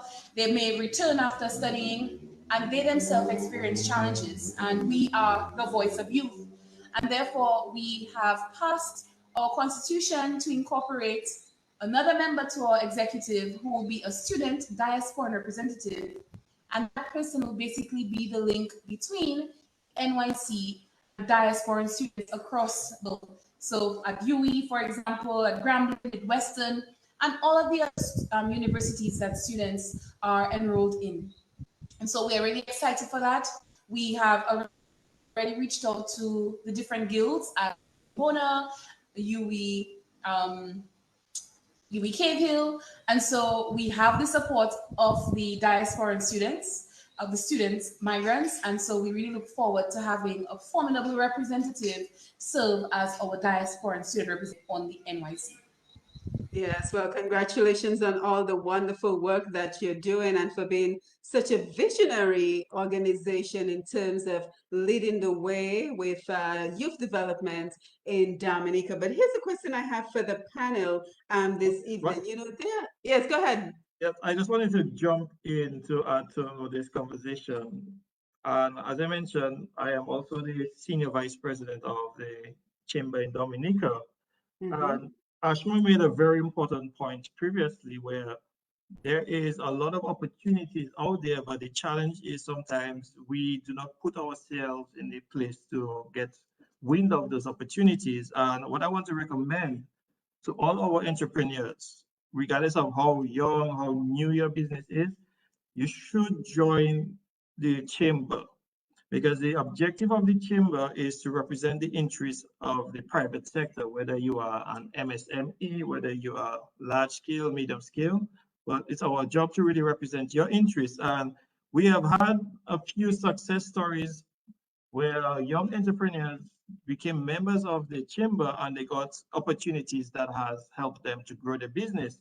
So since I've been a member of the chamber, we have actually sent out 4 individuals to China to get training on manufacturing. And these individuals were Shirley Graham, who has Tasty Treasures. You have Lynn Ambo, who has Choco Dominic. You have Jody Dublin Dangoben, who has JJ's Naturals. And you have Benjo Simos. He sent his daughter to China to get training. So these are opportunities that you can sometimes miss if you are not part of the chamber. So as I mentioned from a personal perspective, I recommend that we put ourselves in positions to capture opportunities, but you as an entrepreneur need to put your business in a position to capture opportunities as well. And that's why it's recommended that you become a member of your chamber. And that's a message I would tell anyone, whether I was in St. Lucia or Trinidad, join the Association of Industry and Chamber in your territory so that when opportunities arise, you can get a hold of that, because it can provide you with a sort of support you need to grow and expand your business. Yes, thank you for that, Brent. So we have to give recognition to other organizations. I think Adicia mentioned the 4-H Club. I hear that they're doing tremendous work in Dominica. So we have to give recognition to them, as well as the Girl Guides. I've been hearing great things about the Girl Guides in Dominica. I don't know if there's the Scouts in Dominica, the Cadet Corps. I know that these were some of the other organizations that were prevalent in the, I don't know if they still exist, but just giving some kudos to the other organizations that are working on the ground to develop the leadership skills. But like I was about to say before, there are some important decisions that you as the next generation of leaders in Dominica will have to make. And some of that will surround politics. Know that many times we want to shy away from the topic of politics, but politics is an essential part of our life, and it will continue to be an essential part of your life in Dominica. So what do you see as the political landscape in Dominica? What are your views of the political landscape in Dominica? For example, if you were prime minister for maybe a month, what are some of the decisions that you would make that are important to securing the future of the next generation of Dominicans and leaders in the country? We're not shying away from politics. Jump in. Okay. Okay, I will begin. If I was given the opportunity, I would definitely try to incorporate some of our traditional practices into solving some of society's problems. For example, our traditional knowledge can be used or utilized for medicine as an alternative to some of our pharmaceutical products. So I think that it is important for us to use traditional knowledge in a very sustainable manner, because what we want to do is move into a very sustainable direction. So we want to be creative, we want to be innovative. And I definitely think what we want to do is to incorporate the culture of our Kalinago people, their lifestyle, so their diet, what their patterns of living, as they used to live in harmony with nature, and it was very a sustainable manner of living. And I think that is important for us to consider as we go into the future. Anyone else? I would Crystel. encourage research and innovation. As I mentioned, right now I'm doing textile research, so that has been very eye-opening for me, being able to regenerate cellulose. And what Ashma said, I agree with it 100%. Tourism and agriculture goes hand in hand. And even as a fashion designer, you realize that you need agriculture as well. So when it comes to textile, So what is regenerating cellulose? You mentioned that so before, and I'm very basically, curious it's what a that is. sustainable form of making fibers. So you're using trees, fibers generated from trees, different, maybe animal fur and so forth. But we don't want to go to the animal route, we have to treat the animals with care. So we're talking about Sustainable fashion. cellulose, sustainable fashion. So that is a good opportunity. Research and innovation there is good. I remember when we went to, there was once I got the opportunity to go to St. Lucia with Climate Caribbean Innovation Center. Yes. And I went as a fashion designer, but they placed us in groups for a startup competition. And we ended up having to pitch about biogas, right? And utilizing the farm in that way, creating energy and still being able to produce fertilizer. So that was new for me. And as a fashion designer, coming up with a team, having to think about that, I was like, fascinated. But I would definitely encourage that. Brenton, you're prime minister for a month. That is a very difficult question to answer. And the reason why, for me in particular, I am similar to Ashma in how I approach certain things in life. And I don't like to just make blank statements or idle statements. I make decisions based on research that I have done. So I am in a sales career, and any decision I make is based on information I've collected, analyzed, and I use that as a guide. So for me to say what I would do as a prime minister of the BATS, it's difficult for me because I would first want to sit down in the seat for some months, understand the position, and then based on what I've analyzed, then I'll be able to say, okay, based on what I've seen, this is what we need to do. But sitting from the outside looking in, I cannot really speak to what the plans are, what things are in motion, what the government has currently analyzed. So it would be very difficult for me to just sit here and say, I would do this or I would do that. I would have to make it based on my observations. Yes, thank you, being candid and honest. Now, we cannot conclude our discussion this evening without talking about the role of technology in the current world as well as in the future. So what role do you see technology playing as we move forward? Because it seems like COVID-19 has just accelerated the change, the move towards technology. So what are your views? What is the role that technology will play in the Dominica, in the world that you will inherit? Ashma.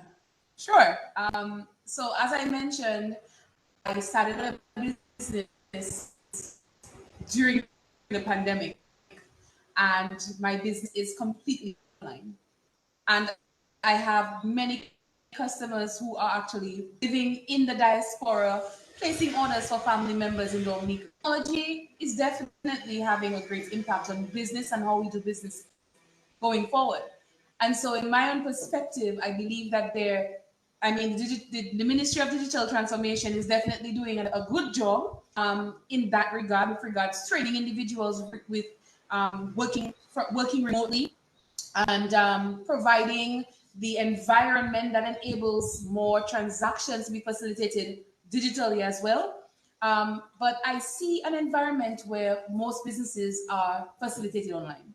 And so in the future, I wish that I could go to Jay's on a website, buy a pack of paper, and have it delivered to my home in one business day. That's what I envision for Dominica moving forward. And for many businesses, the incorporation of technology. And that is because youth have many innovative, creative ideas for business in Dominica. And many times their ideas are never somewhat developed into actual businesses. And it's a shame because we go outside of Dominica and we thrive. And so I believe that we can thrive even better in our own country. So we need to ensure that we are exploring and using and implementing technology in the way that we conduct business in agriculture, in tourism, in all different sectors. And so I believe there needs to be greater training, perhaps for young entrepreneurs, but as well financing that could enable them to develop and implement technology into their business. Mhm. Anyone else? Crystel. Uh, well, I will have to agree on that. And when it comes to the fashion industry right now, people aren't even interested in going to malls anymore. People aren't willing to walk the extra mile. I mean, some people love the experience, but you realize that everything right now is virtual, everything is digital, and it's like, you just have to adapt. You have no choice but to adapt. And I think that was one of my issue back then. And I think I expressed that to you, doctor, before, about me reaching customers, my international customers, and being able to ship some of my products to them. And that was a barrier for me, not because that it could not be done, because of the expense. So, I mean, someone told me that, maybe that's an issue that you can work on or try to solve. Try to probably bring it up or find a way to make it better, and instead of complaining. And I was like, okay, maybe they do have a point, because as an entrepreneur, that's one of the things that you have to do, be able to solve problems. So I think that's something we definitely can work on or improve. Yeah.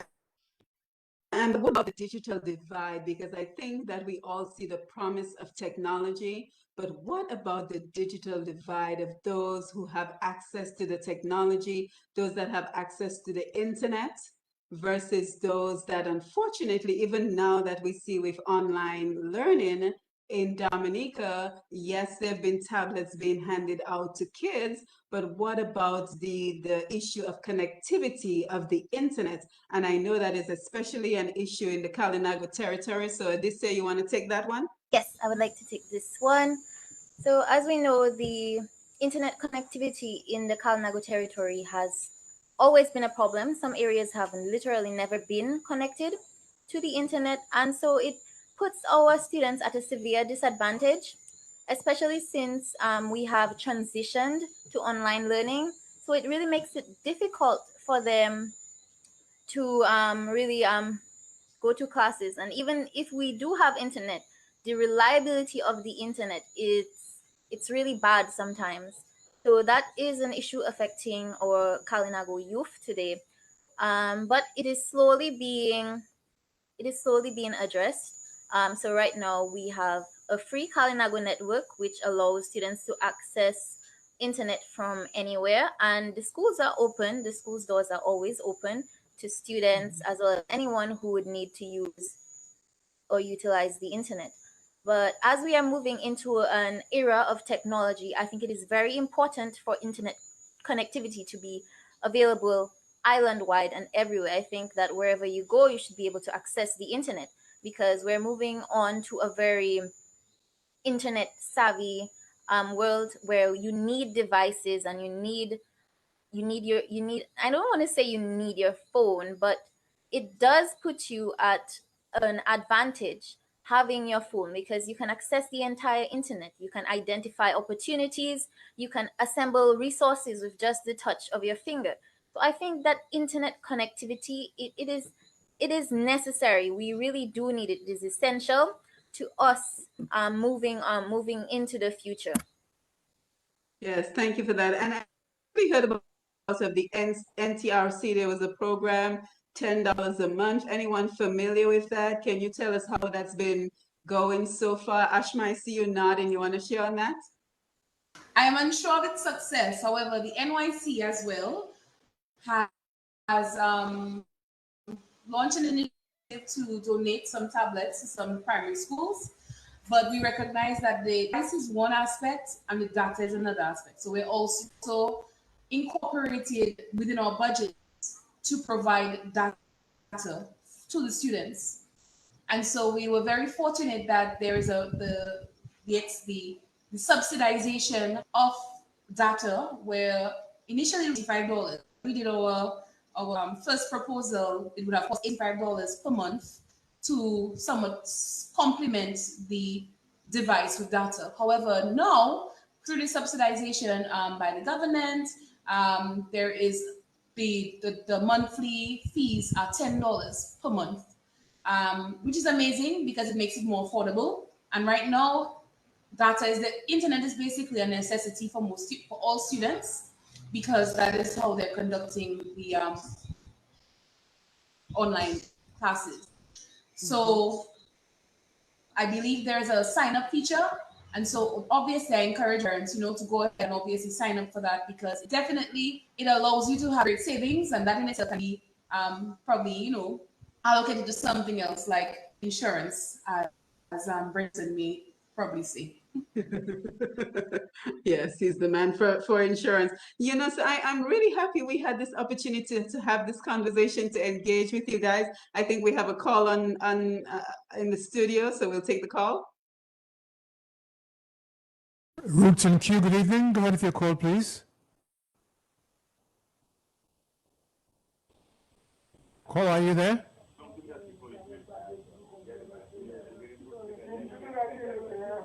Caller, are you paying attention?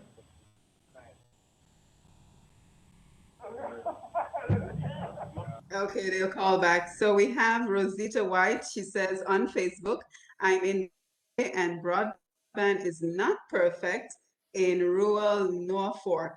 It's a challenge, but staying informed can be supported using supplementary methods. So thank you for that comment, Rosita. Brenton, did you want to share on the digital divide as well? I can't really speak to the digital divide, as I am not sure of the extent of it, but I want to speak on being present on a digital space. And in this current climate, I tell my people that you don't have to be an active social media user, but you need to have a digital presence.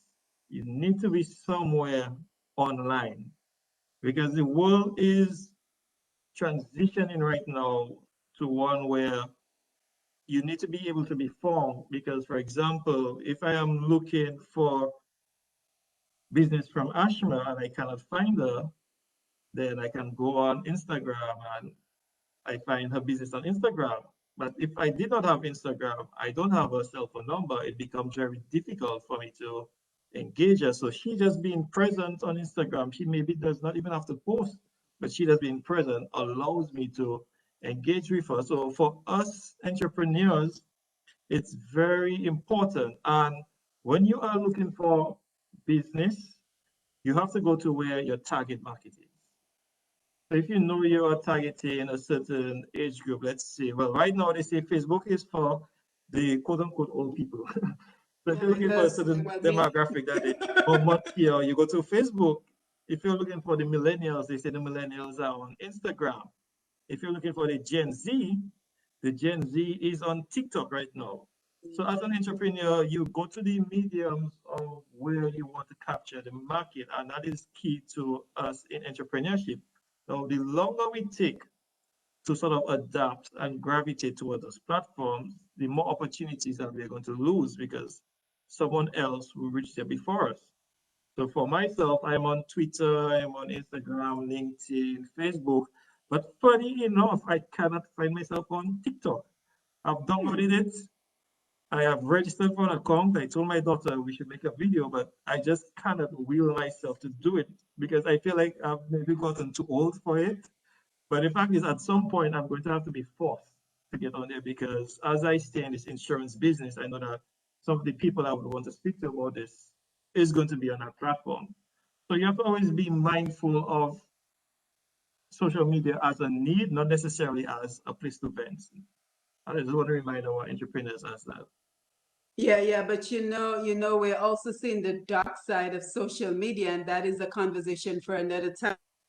Forward to having with maybe a couple of you on the panel because I've truly enjoyed interacting with you, and I think our audience as well, because now we're hearing about the Facebook pages, we're hearing about body shaming and the amount of anxiety being caused for young girls for looking at all this fake, yes, they're fake photos on Instagram. We're hearing the dangers of TikTok with the TikTok challenges where kids are ruining the bathrooms at schools and getting in all challenges. So that is yet another conversation that we need to have.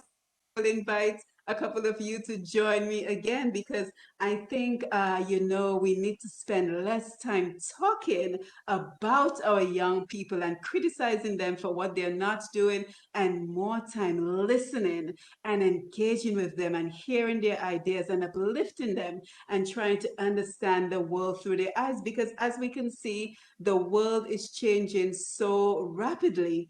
And I think we're on our way out. I'm pushing 50, so I consider myself in that generation. But for you guys, you are inheriting a world where change is the only constant. Do you ever stop to think about how quickly everything keeps changing? And let's just talk about the impacts of COVID-19 on the world around you while we're at it and as we get ready to wind down the program. So your thoughts on the idea that so much is changing so quickly. Is it a source of stress and anxiety for you and your peers? And how do you cope? How are you coping with the constant change around you in the world? Crystel, you want to jump in? Oh, I never thought that I would end up making face mask. But you have to learn to adapt, and yes, making face masks was a way out for a lot of even designers, seamstresses, and I have a lot of respect for that. It's not the end for us, meaning that you're not going to be doing that forever, but in the current situation, you just have to learn to adapt. If that's what's in, you probably have to put yourself out there and try to do it, And yes, it has been quite, how do I say it? The anxiety levels was there because I'm also known as a medical laboratory technician. So during that time, having all of that come in and not knowing to a full extent what it is, of course, that caused some anxiety for many, and let's not forget about all the videos and everything. It was a moment of panic for us. And I think right now, people are, well, I'm not sure how it is back home right now. I do keep in touch with my parents. But here, it's like people have reached a point where they are actually fed up. They're tired of, the extent, the length of time, people want their freedom. People are beginning to just act out, meaning that they're tired of wearing masks and so forth. Even for small businesses, it's not just back home, it's here as well. A lot of small businesses, even within the fashion industry, have been complaining because it's a hard time. It's a difficult time for them. So I can say, like, a lot of people are looking forward to, the end of it. But in the meantime, you just have to be headstrong and you have to adapt, be innovative, and just push forward. And it was Yeah, a tough year for me because for me, apart from having COVID, this year I lost my brother. My brother passed away. oh, sorry to hear that. That was an intense time, as a creative. I remember posting once on my Instagram, I feel like I'm at my lowest, right? I felt broken. Even as a creative, like, I mean, I know right now I'm doing the research, I'm in school, but not being able to have things flow the way it used to, and having to stop all that, and then you still have to have these external pressures, it can be tough for a lot of people. And my heart goes out to a lot of the small businesses out there, who feel like they are struggling. I just want to encourage them and say, just hang in there, try to try to think out of the box and see how you can, be innovative, how you can adapt and just move forward. Anyone else? I definitely support Crystel's ideas and her feedback as it relates to incorporating creativity and innovation in business, because at this time, I mean, there's a lot of uncertainty. Like, we do not know when we are allowed to actually host events again in Dominica. We are unsure of, when we'll actually be able to actually have small gatherings. And so it's quite important for individuals to be innovative with their business. And the thing is, young people in Dominica and businesses, they're becoming extremely creative. And even through this pandemic, we've seen a rise of many innovative businesses, which speaks in itself to the amount of creativity and innovation that exists among our young persons in Dominica. And so, despite the pandemic, I mean, yes, some persons have been not as hopeful as others, but I believe what's important is remaining headstrong, um, and more importantly, trying to be as flexible as possible, because there's so much uncertainty, we do not know what to expect next. So it's important to be as flexible as possible, and as well to be able to respond quickly to the changes that are happening. And for that to happen, we have to be aware of what's happening around us. And so that would be my advice to young persons. Yeah, very well said. And Jennifer Fidel Johnson on Facebook says, I haven't heard much on profit margins. Can the small enterprise produce enough to make a profit? Crystel, I think I want to go over to you as an entrepreneur on this one. So with your experience as an entrepreneur, were you able to make a profit or making enough to feed back into your business? I was able to make a profit. Okay, good for you. Good for you. So here's your answer, Jennifer. Yeah, so we're quickly running out of time to ask because, I mentioned before, we're not here to criticize, we're here to uplift. But one of the topics that keep coming up over and over as it relates to the younger generation is that young people have lost their fighting spirit of the 1970s. When you look at the world today, what are your concerns for your generation? So that fighting spirit of the 1970s that, we tolerate a lot more without standing up and fighting for our rights. What are your thoughts on that?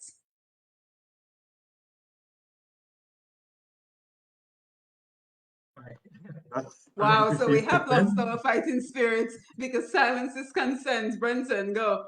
Yeah, that's an interesting statement to make. I really regard us in Dominica as being resilient. I know the word has been used often, but when I really think about what we have had to endure compared to our sister and brother territories, and we're still here standing, and in some cases we're doing fairly well, I really think it speaks to the existence of the fight still being present. And when you follow international news and you hear about the number of businesses that have closed down, and some of these businesses have been around for ages and they are closing down because of COVID-19. And you look at Dominica, I mean, you might have a few, but we're nowhere near the scale of quote unquote established economies. We are surviving, and I believe that speaks to the fact that we have the fight in us still. Now, I'm not saying that to say that everything is perfect. No, we know everything is not perfect.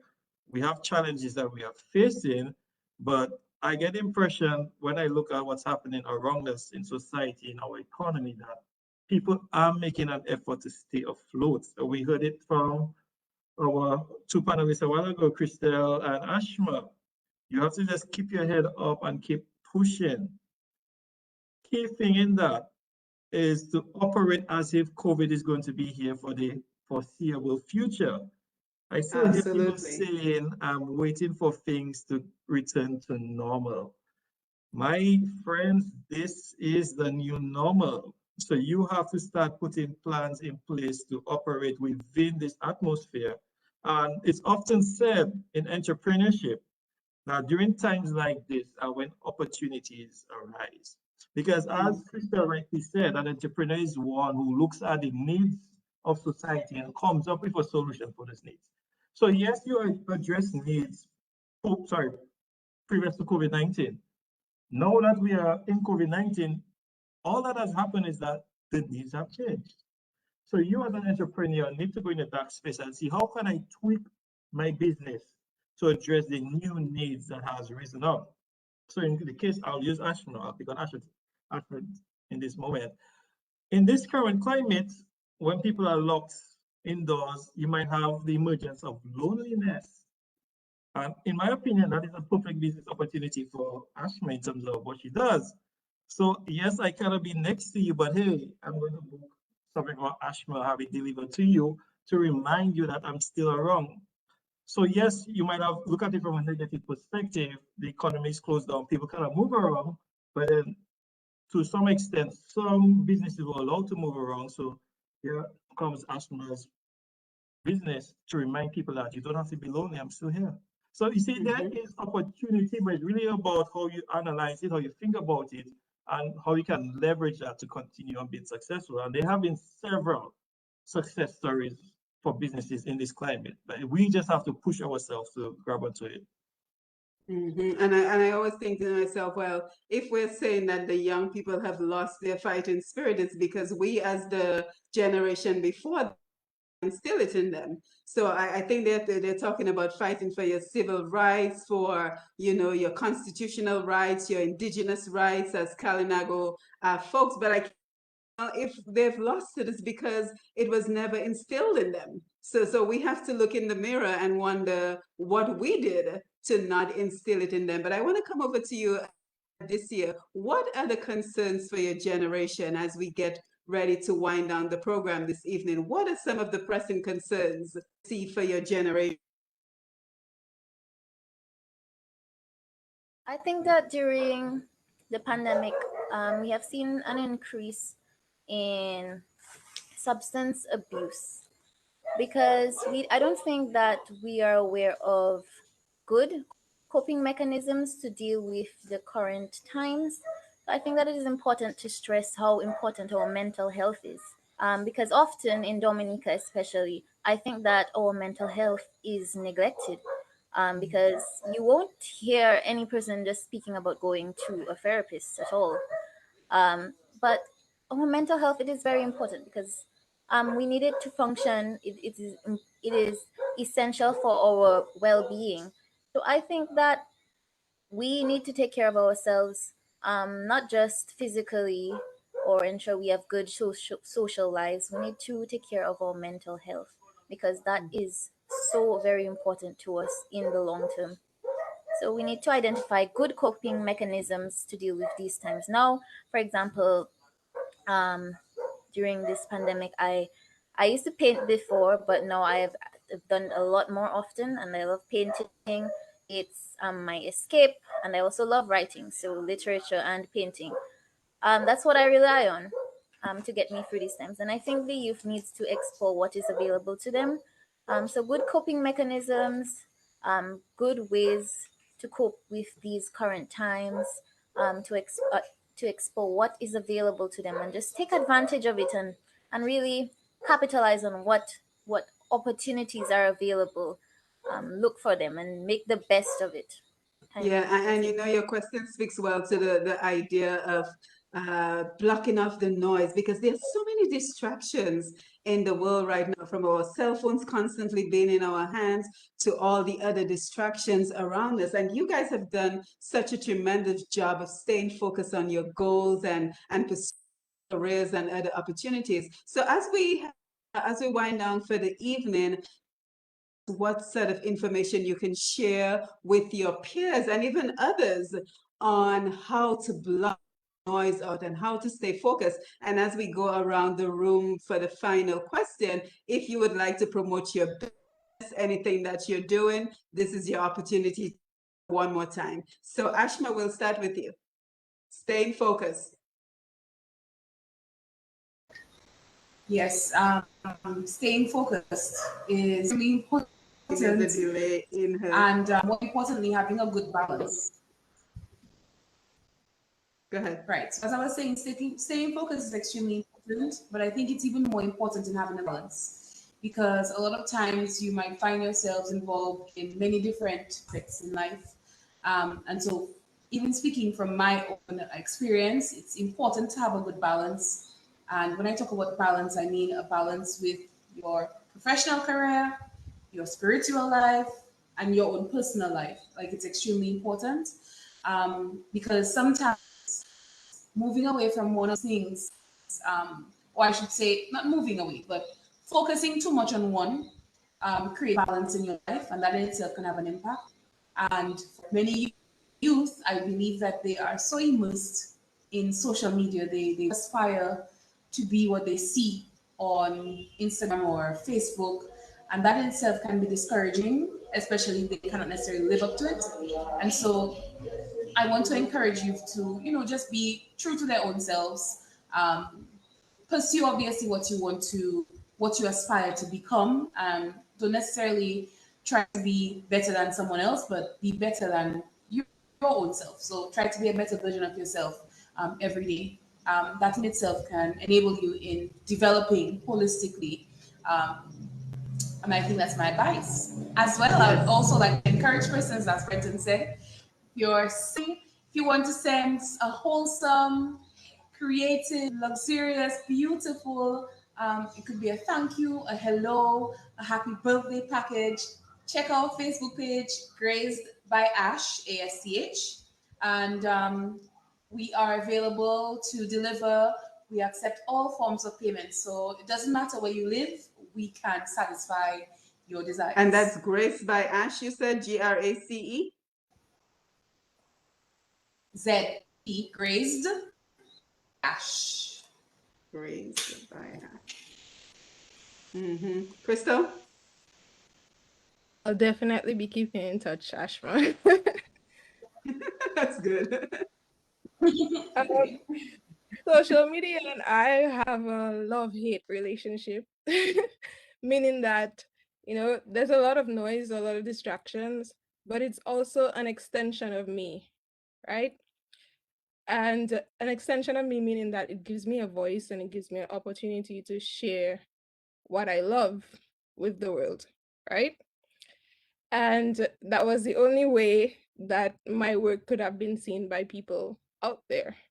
So it's a love-hate relationship. So I would just like to encourage others to not to get so consumed in it, but use it as an opportunity for it to be an extension of you in a positive way.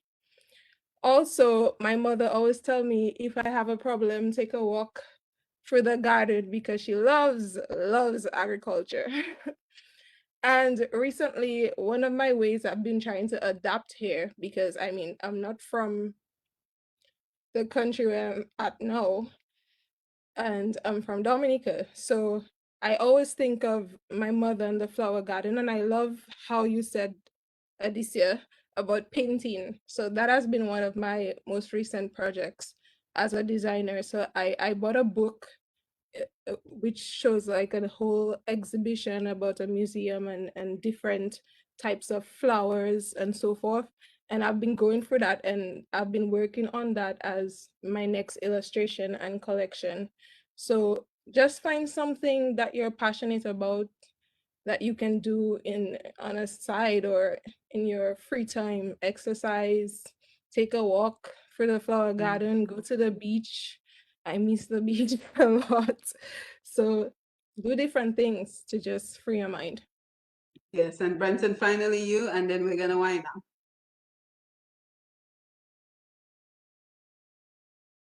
Ignore negativity. You have to really be intentional about what you allow into your space. That is one of the reasons why, if you follow me, you will see that the first thing I do every day is start with a positive picture. And it's really to motivate myself. The thing that we take for granted is that we believe that motivation lasts. It does not. Just like we have to bathe twice, 3 times a day because the body produces toxins, naturally the mind creates negative thoughts. And there was some research done on that said the mind is more inclined to produce negative thoughts than positive ones. So naturally you are at a disadvantage if you just stay there.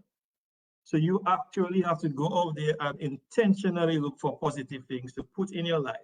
And once you make that decision, then you have to transition into ignoring negative things. So for me, for example, at present, I don't read news because post COVID-19, there was so much negativity every day. I hear about deaths every day about the cases, and I just found that it was starting to affect my mindset. So I had to just cut off the news. I mean, if there was something really worth mentioning, someone will come and tell me if I heard what was in the news. I say, okay, thank you. But then I don't actually go out there looking for it because the news is heavily based on negativity right now. So I realized I have to protect my space. And that's the advice I would give to all of us, that as much as you have negative things happening in your life, you have to find a balance to replace it with positive things. So that could be motivational books, motivational statements, the company you keep. If you have friends that just keep speaking about negative things, then ask yourself a question: is that the company that I want in my life? I mean, I'm not telling you to ban your friends, though. Don't get me wrong, but take control over the amount of time that you share with them, because a negative mindset is going to affect you without you even realizing it. You'll be doing certain things just because of the negative stuff in your mind. And at the end of the day, when you're on your bed, in your moment, you're asking yourself, but why am I thinking like this? And it's something that is unavoidable. I hear people saying that I can control what I actually put out. But the example I share with people when I speak, think about a glass, a bottle, and I'll end on that. You take a bottle, let's say a beer bottle, you break it, it's very sharp, right? You just pass it on your hand and you get cut. But you take that bottle, the shard, the piece of it, you send it in the sea, you leave that there for a few months. When it gets pushed back on shore, that thing is dull. You can actually pass it on you can use that for art, as we heard earlier. And that just shows us that regardless of how sharp you are, regardless of how positive you are, if you remain in an environment that works against you, naturally over time, you're going to become dull. So be very intentional about putting positivity in your life, ignoring the noise, not staying around negativity. And that's what I want to leave us with. Very well said. And I like that concept of being very intentional. Rosita White, in business, consider collaboration and expertise, utilize potential wisdom, and recognize that in the a long-term plan, nothing will happen overnight. Be prepared to fall, shake yourself off, and start again if necessary. Be business like and professional. Good luck and well. These young people are very impressive with their ambition I can see that they're headed into a bright future. So I want to thank you. I want to thank you for being a guest on Roots Connections on Q with Simone Mathieu, that's me, and for sharing your experiences, your expertise, and ensuring us that Dominica is in good hands in terms of creating the leadership that we will need for the future. So again, I want to thank you for joining us as we continue with Roots Connections on Q. As you know, we're here every other Wednesday from 8 to 10 p.m. and we tap into the experts and we share on all the changes that are going on around us to provide concrete and practical solutions and to build social capital. As you can see, Crystel is already going to be in touch with Ashma. So we are making those very important connections that will help the lives of our brothers and sisters at Dominica and home and abroad. And of course, we encourage you to stay tuned to Q95, the big station for all our great programming. You can always join us on Q95DA.com, as well as the various streaming platforms of Q95. So don't forget, if you missed any portion of tonight's program or any previous episodes of programs on Q95, you can always jump on Wise QFM on Facebook. And of course, I want to thank the Facebook audience who join us with all their wonderful comments. Thank you for being evening, Lambi. Thank you as always for taking the calls, being on the console, Sherwin Norris, and the rest of the Q95 family. And for more information on me and the work that I do, you can always visit my website, pushpast10.com, PUSHPAST, the number 10.com. So I look forward to being with you again for another episode of Roots Connections on Q. Until then, you take care and remain in good health and good spirits. Take care. Thank you, guys. Have a good night. Thank you. Okay, thank you. Have a Good lovely night, evening, everyone. Have a lovely Thank you. evening. Bye, everyone.